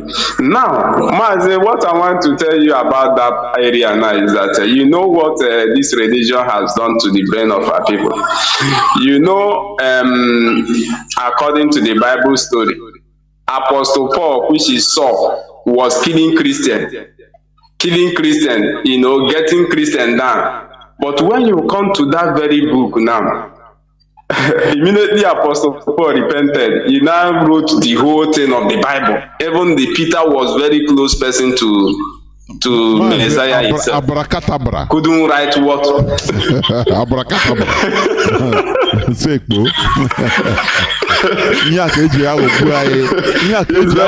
Apostle, only Christians, only people, a murderer. All of a sudden, a turn and hey. That's why anything you can say, oh, remember Apostle Paul. Don't judge. Do it now. Don't judge. Man, it's very, very laughable. You see that religion there, and that is what them presented that infiltrator now. The same role of Apostle Paul now, that is what that infiltrator is playing. And I don't know what happened to the brain of our people. But we must continue, Mazi. Thank you very much for giving me this very opportunity tonight. God bless you. Caller on the red line, welcome to the program. Can you hear me? Caller on the red line, can you hear me? Please go on.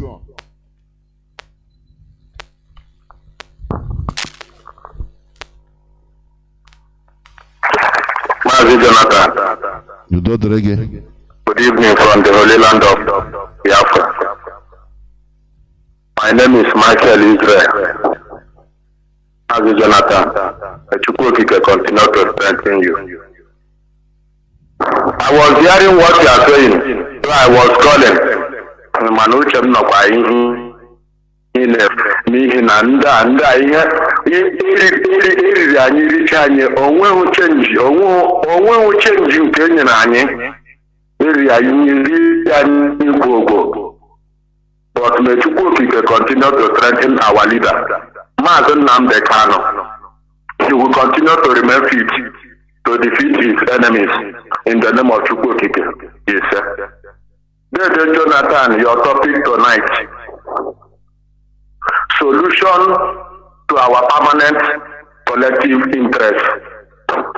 Mazi Jonathan, you know, on Monday, when our able DOS, Mazi Chinasa said something on that Monday night. He said, none of them, nobody, those criminals, those politicians, nobody can predict IPOB. And I stand with him. And I concur with him. Mazi Jonathan, do you know why? Mazi Jonathan, you know, they told us that the Europeans left Africa and they saw this and saw that. But today, we are seeing with our own eyes, that these Europeans, they wipe it, all of them. Africa is their farmland. Africa is their vineyard. They are exploiting us. As we are saying, this world is the world of exploitation. But some idiotic Biafra people and Africa people, they don't know this. That is why we are still in darkness. Because our forefathers, they thought that Europeans really left. That is their abracadabra that we are this day. But they don't know that the Europeans, they are doing what they are doing by proxy. They are controlling everything. And Mazi Jonathan, do you know, because why I said I concur with Mazi Jonathan worries that Europeans, they can predict Africa. The Africans, indigenous population, that is the reason why they thought that they can predict IPOB. And what did they do? They kidnap our leader, which British is involved of it. They are involved of the kidnapping, number one. So they thought they can predict us that when they kidnap Nnamdi Kanu, everything will just crush. But they don't know that Chukwu Kikabiyama brought this man. They don't know that they really see clearly that Chukwu wants to go down. And then Jonathan, you thought something about one warehouse where they pack the zoological zoo, animal kingdom money. It is the termites, it is the money there. Mazi, when they are discussing some of these issues now, like on the useless FM in Biafra land, you will even see somebody call, say, the politicians, they are corrupt. That is why we will use our PVC. We will use our PVC and vote. It's only our PVC. Hey, Mazi Jonathan, and we wonder why. You also said that people know that it's not electioneering, it's not election that is the problem of the zoo. Because Britain, they created the zoo. They are the predictor of Africa. But now their end has come.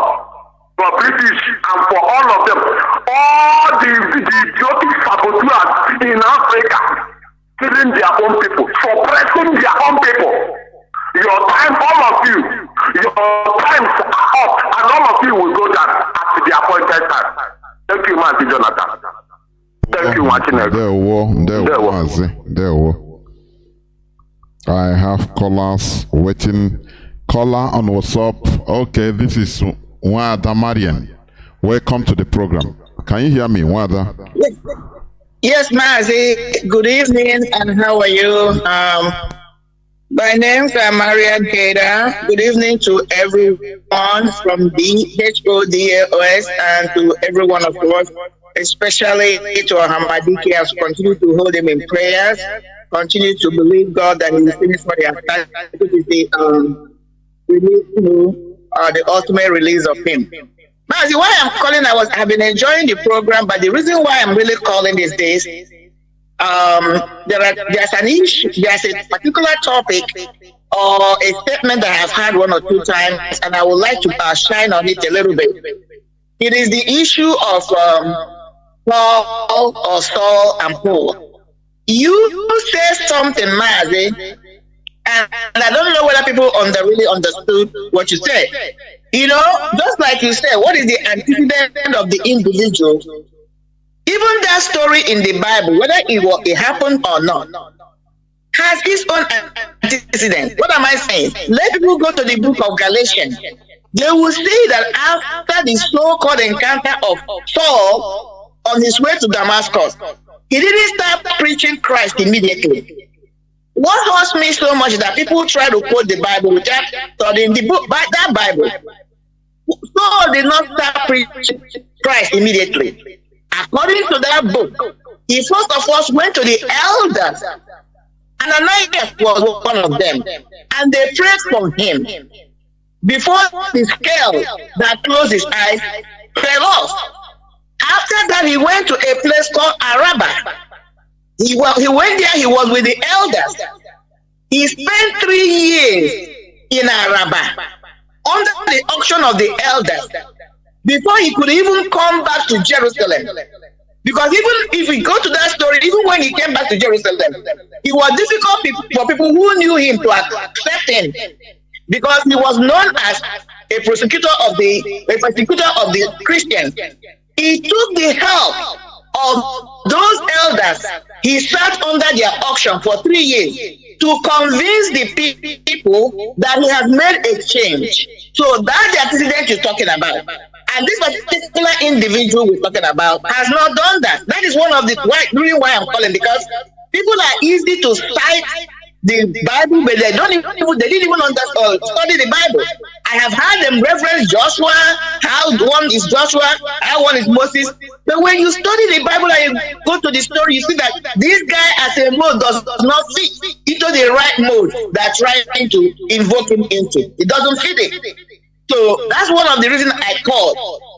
Again, the last thing I will say is because I'm enjoying this program. I wanted to see that the background and continue to enjoy it and all the people's comments that are coming in. Like you rightly stated, I will continue to push forward. The problem is manipulation of the mind through religious, religious philosophy. The word, the positive word said that even the Bible said, out of the mind are issues of life. You can call it out of the heart of man are issues of life. Once you're able to capture people's mind, once you're able to convince them with your philosophy or psychology, you own the individual. So we must continue to dismantle what religion has done to our people. Whether it is Christian religion, whether it's Muslim religion, any religion at all, they have done a lot of destructive things in our minds, in our ways of life. So we must continue to dismantle them. Yes, it's a difficult thing because behavioral learn is difficult to unlearn. But is it doable? Yes, it is doable. So we must continue on this trajectory until at least 30 to 40% of our people are beginning to see the enlightenment. Because once we are able to get 30 to 40% of our people who can reason alike, like you said, people of the same mind or people who reason alike can be able to do things together, then it will be a lot more easier. So that's all I wanted to contribute and continue to thank you, Mazi, for your marvelous work, for your brilliance, and for your time.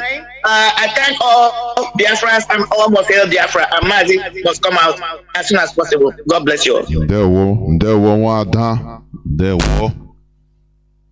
Thank you very much. We must continue. Caller on signal, can you hear me? Welcome to the program.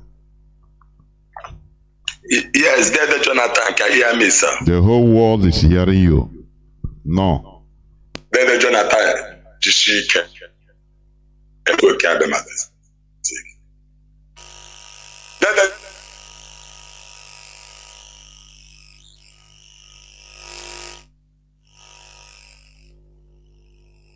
Oh, Mazi, oh, this thing reconnecting. Why? No, you are off.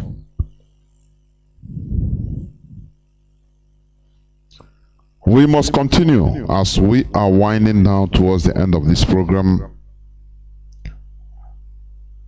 What people should understand is, because there are people that are always defending the indefensible. Some people that are always talking about this religion, taking it light, that, oh, why should we enter into that? Let us restore Biafra first. A restoration of Biafra means all these things we are doing. You understand? The most important part of this restoration effort is the education. Even in IPOB meetings. That is one thing we gain. That is why, I used to receive inboxes, people that call and say, look, before I didn't know anything, but through the help of Radio Biafra, I can stand in front of even anybody in order to speak with facts. Is that not a credit, for goodness sake?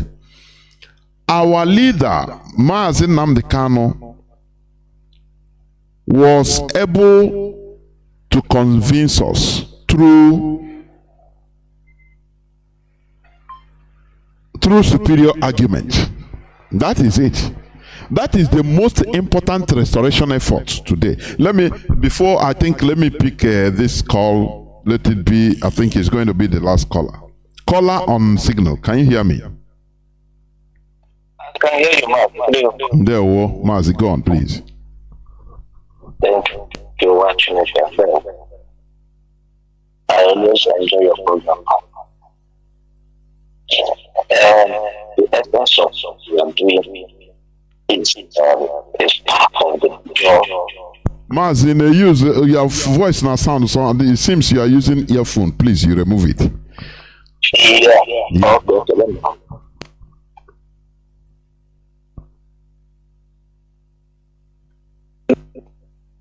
You're hearing me, right? It's better now. It's very better now. Go on. Okay, Mazi. What I was saying is that what we are doing on Radio Biafra on daily basis is also part of what we have to achieve in order to make that change. Because what we preach here, it will come organically. That change will come organically. Otherwise, it will be so difficult. So difficult because if you look at what you just said before, he said that we will do a lot of work, even Biafra come. Let me give you an example of what you are saying. When you go to home now, from let me use that for instance, from what they have this job to where somebody moving direction to where and he living that side of direction. Maybe he want to go to nature. He came out from his house and he looked at he will run from that place in Java to Orata or to before he revised, take the correct route. He will find it so difficult to do that. He said, why should I run all the way to Orata before I revise? Let me take one corner one side and join the road from the other side. He run one way. And which will can easily cause accident and people will die. So this is exactly part of it. When you are telling our people that you don't have to run one way on the road, they will see you as somebody who doesn't understand what they are talking about. This is how it's managed in Nigeria. This is the what Nigeria has caused us. As you said, that we have to de-Nigerize people. A lot of things we have to do. We have to change the way people do things. In other words, because never anybody think that when we get Biafra that the job, that is where we will start the highest job. Of course. To change of people. Course. You know what it takes Europe to make sure that when somebody are doing something, you don't fight. You don't fight in the street. You don't beat somebody. It's not a one day something. They do a lot of things to make sure that they stabilize all these things. You can even talk from here to tomorrow. You don't touch somebody. You can even, they say this is what the law says in the street. But what Nigeria has caused us, our people doesn't even know their left and right. So that's number one. There are nothing my brother has said. You said that that people doesn't look the antecedent of people, and that is a fact.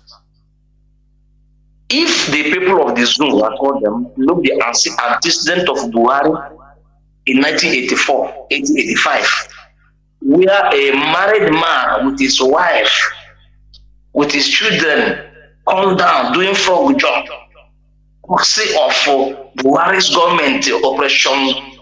WIC war against indiscipline. Operation Y. My brother, no reasonable person will think that he will vote Buhari in 2015. So they made that mistake because they don't calculate, they don't check people's antecedents. And that is why you see somebody will become a criminal today. When I travel home, that's the year I travel home 2015, I saw a pastor who claimed to be a pastor within my area. People, he prophesied about somebody, that person said no. What he prophesied? And maybe the person know the secret. They went to his house, where his a worship center. They break down a box there. They bring out they had cows, a lot of things tied with all the juju something. They tow him with rope and take him in the street. And I took him picture during this incident. And now this person, after 1 year or 2 years, and said that is a devil work, he went back to another place and established church. And people still moved there. he can see that this as a result of people are not, they have, I call people of our people are flexible mindset. You can, this very gullible. So, my dear brother, a lot of things we have to do if Biafra come. But the only thing that we need to do is what you are doing here, and the little contribution, maybe the way to what we say here, we change a lot of people. Those people you think that they know it, they don't know anything. So we change them, it will come organically by that preaching. You can see today, even about this religion, that our people somehow are begin to wake up, understand. Even if you read what is going on social media, you see, even the incident happened to Suleiman, you see what people write, what people comment.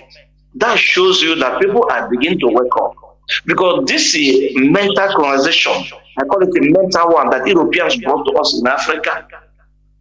It eats deeply in our brain more and our life system.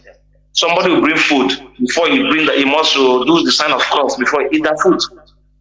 And they don't even know. Somebody will bring Bible, taking the Bible. You see, what this is started from Baka. Baka said that the Chimaroke want to kill him, he shot him because of the cost of the Bible you have in the front of his motor. That is why he didn't kill him. And that is not truth. So when they tell this and they say, hallelujah, let me tell you, there's a woman called this Ochieze in Olomouc province that time. My sister Ochieze, she was railing those days. My friend took me there. I went there.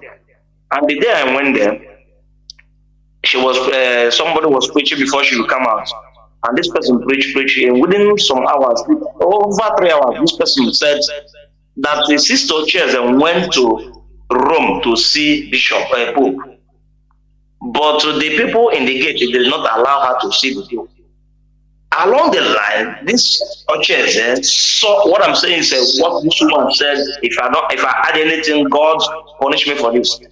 This woman said that so there's a woman, somebody beside the ground there, by the side there, and she was sick.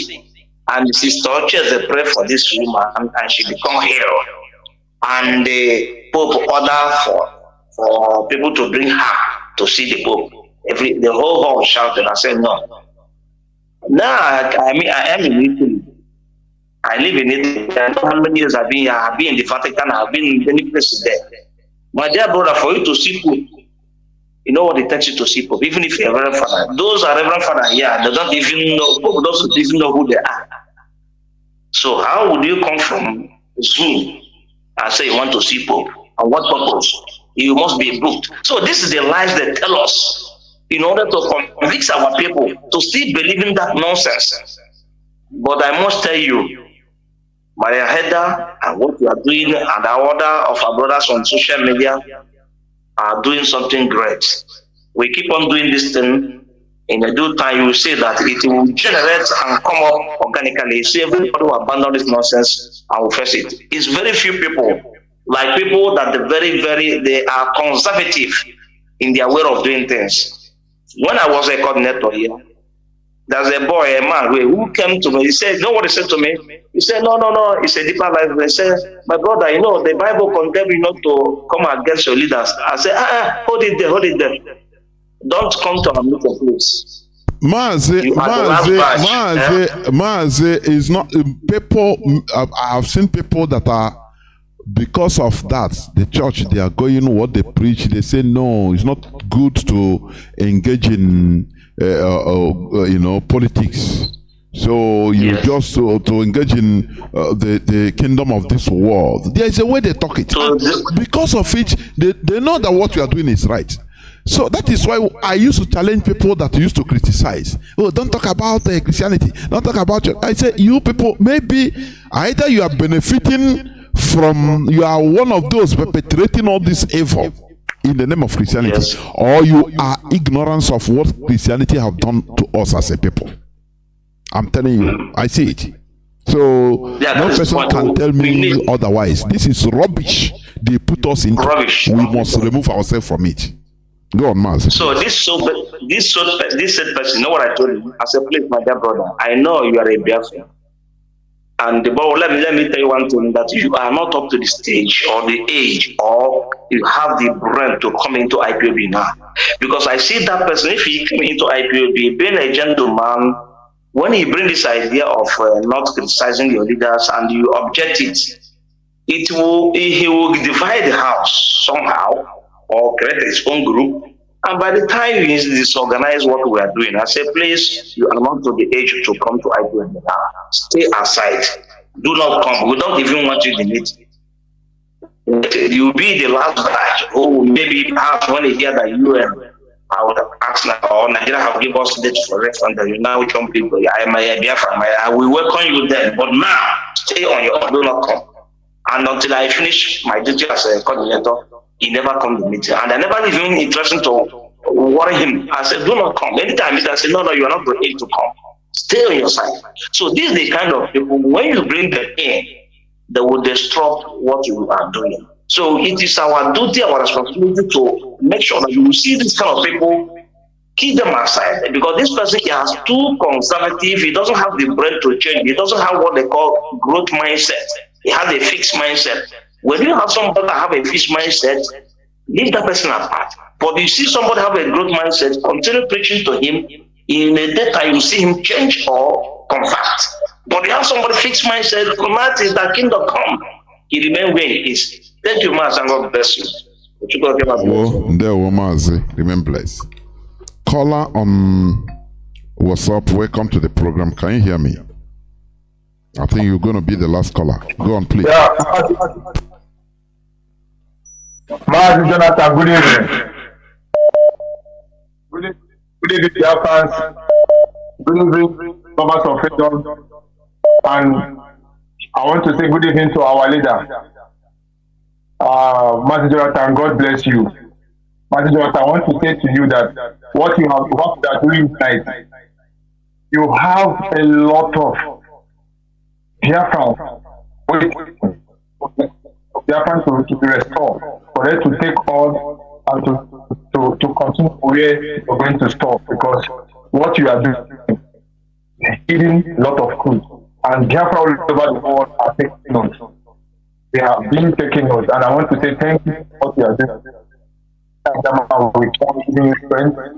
All I will be there. God will continue. Mazi Jonathan, I have two points to make. First of all is about this religion of Mazi Jonathan. When I say somebody is in the Christ or in the church, British people, they have destroyed us to the extent that myself, I'm a fool that was then. But glory be to people who can't hear me. Mazuna the Carlo IPOB community radio have waking me back to life. I can communicate to my creator, and my creator answers me and bless me and provide all my needs. I want to tell all blessings, wherever you are, anytime you want to pray, you face the east and lay down and call upon you to carry them. He will answer us all. And I will bring them and I will be watching. So, Mazi Jonathan, I want to say, if Biafra comes, there is one man in my village, one pastor in my village. My parents bought land for them, say that he's a pastor. So I'm waiting for Biafra to come. I'm going to take back that land. I know that I'm the second son of my family, but I will fight it through and nail to make sure that we will restore all they have taken from us. They are the Lucifer that we have seen today. So, Mazi Jonathan, God bless you for what you have been doing. That my name is Chinedu, so I'm going for my location. And I want to. That is this thing that is worrying me. This our elder that Mazi in the weekend. I listened to one of his program about our leader that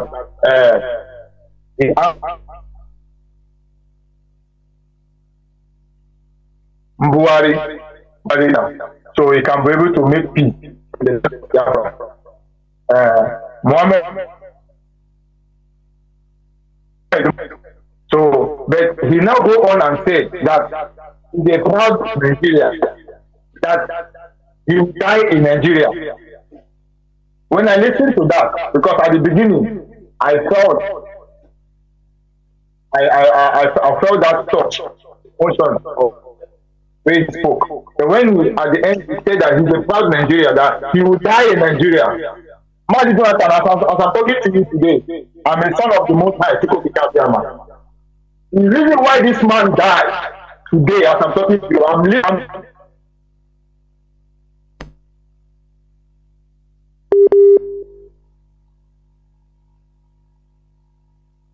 this out of Biafra. Biafra 53. Mazi Jonathan, this was supposed to be among the people that will unite Biafra as an elder and in the land of Biafra. The people that know the history of Biafra, how the zoo join our heads together with that contraption, that land, making us today that we scattered all over the world, suffering. They are chasing us everywhere, tooth and nail. They want to kill us. But what I'm trying to say is, Jonathan, your program makes me to reason. I reason critically. As I'm talking to you. If somebody tell me something, I will sit down and I will analyze it. And I will give that person a feedback or response. And whatever I will say to him, he will know that I'm speaking the truth. Because we are whiter than white and whiter than the snow. So, Mazi Jonathan, what I'm trying to say is, our leader, this man called Mazi is our oldest man in Biafra land. The God of Biafra, without him, in this time, truth. There were Mazi. He didn't stand.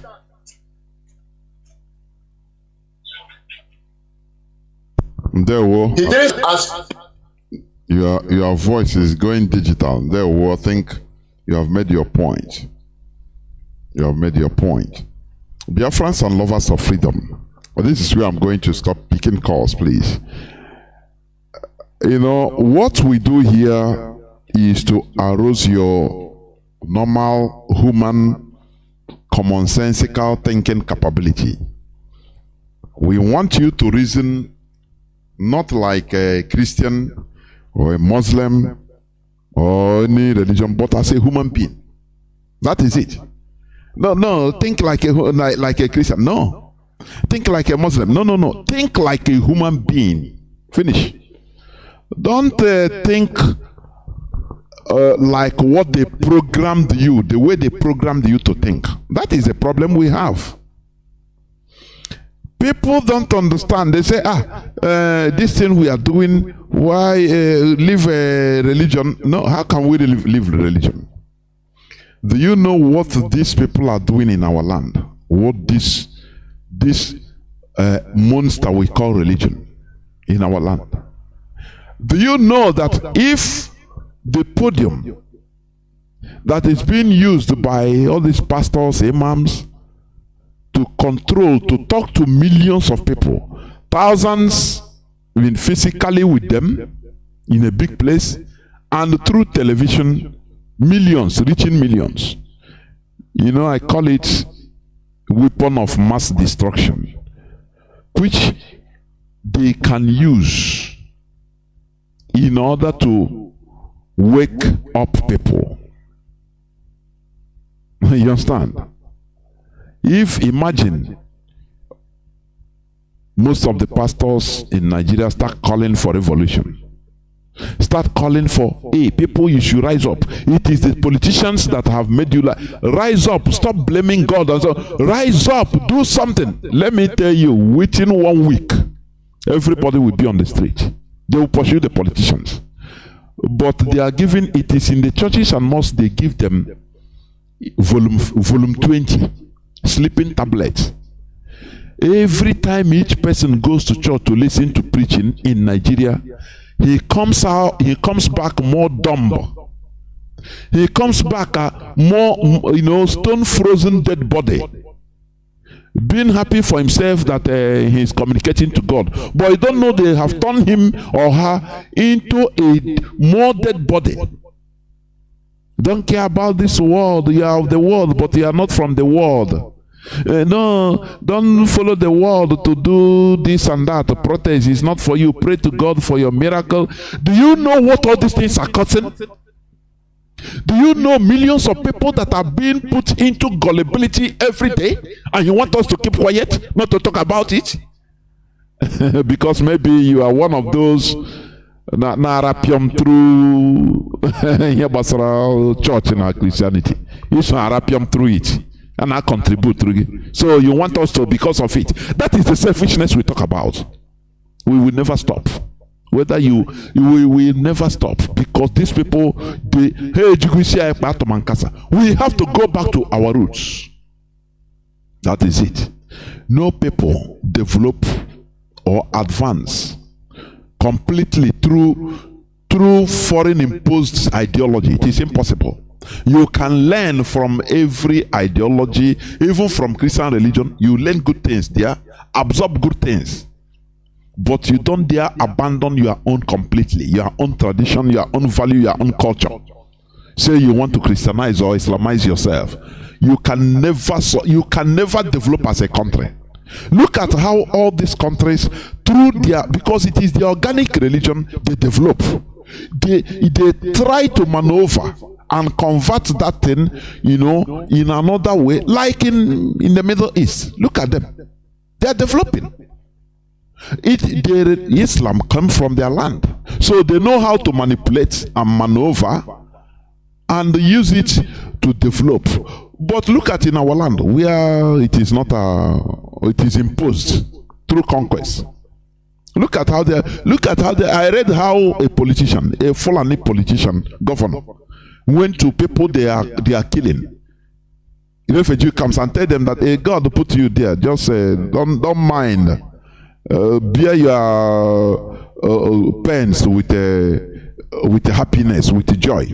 The same way they tell people, our people, don't worry, reward is in heaven. Even if you are living in a quagmire here, do not worry, you will go to heaven and you are rewarded.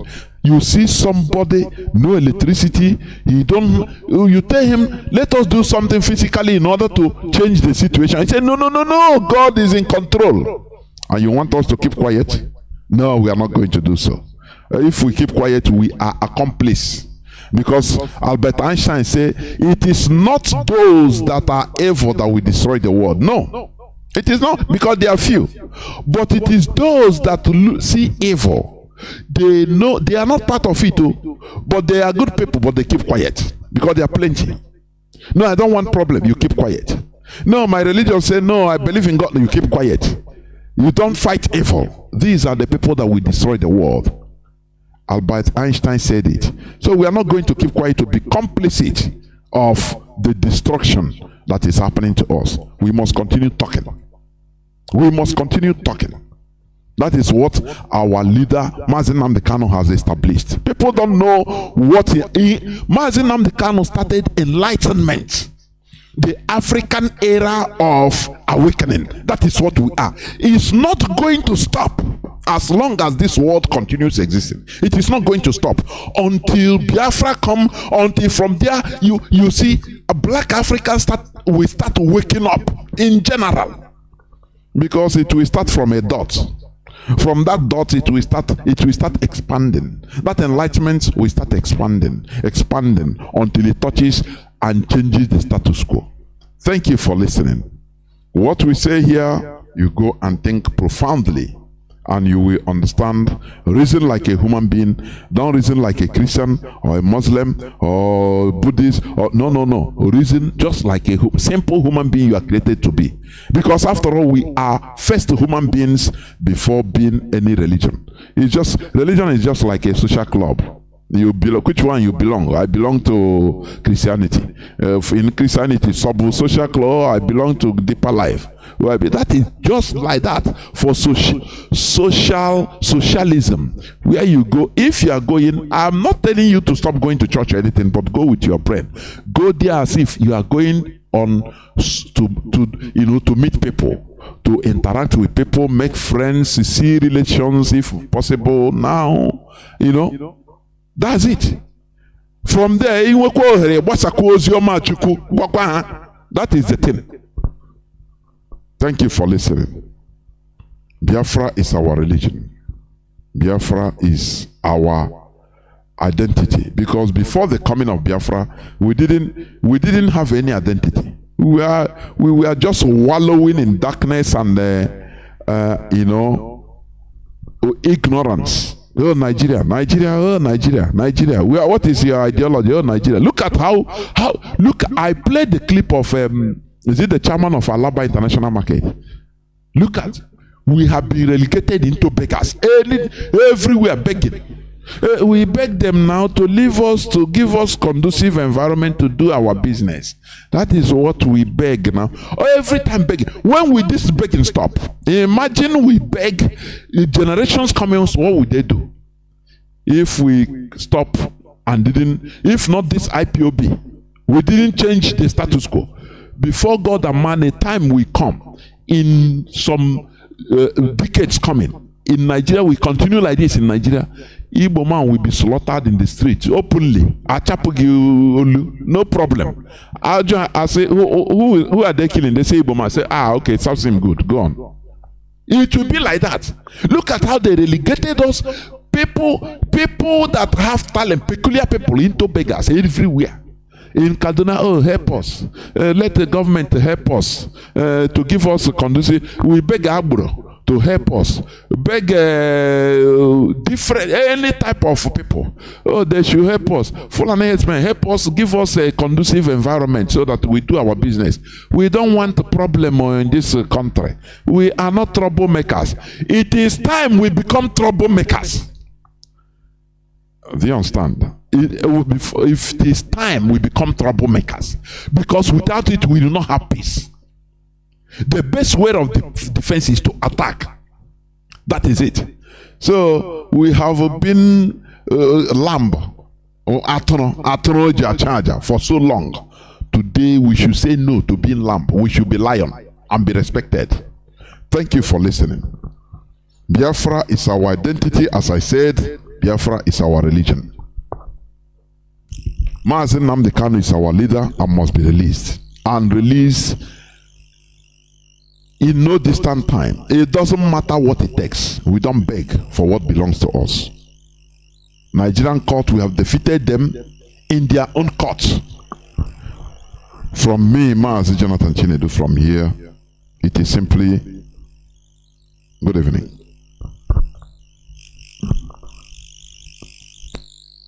Going back to my roots,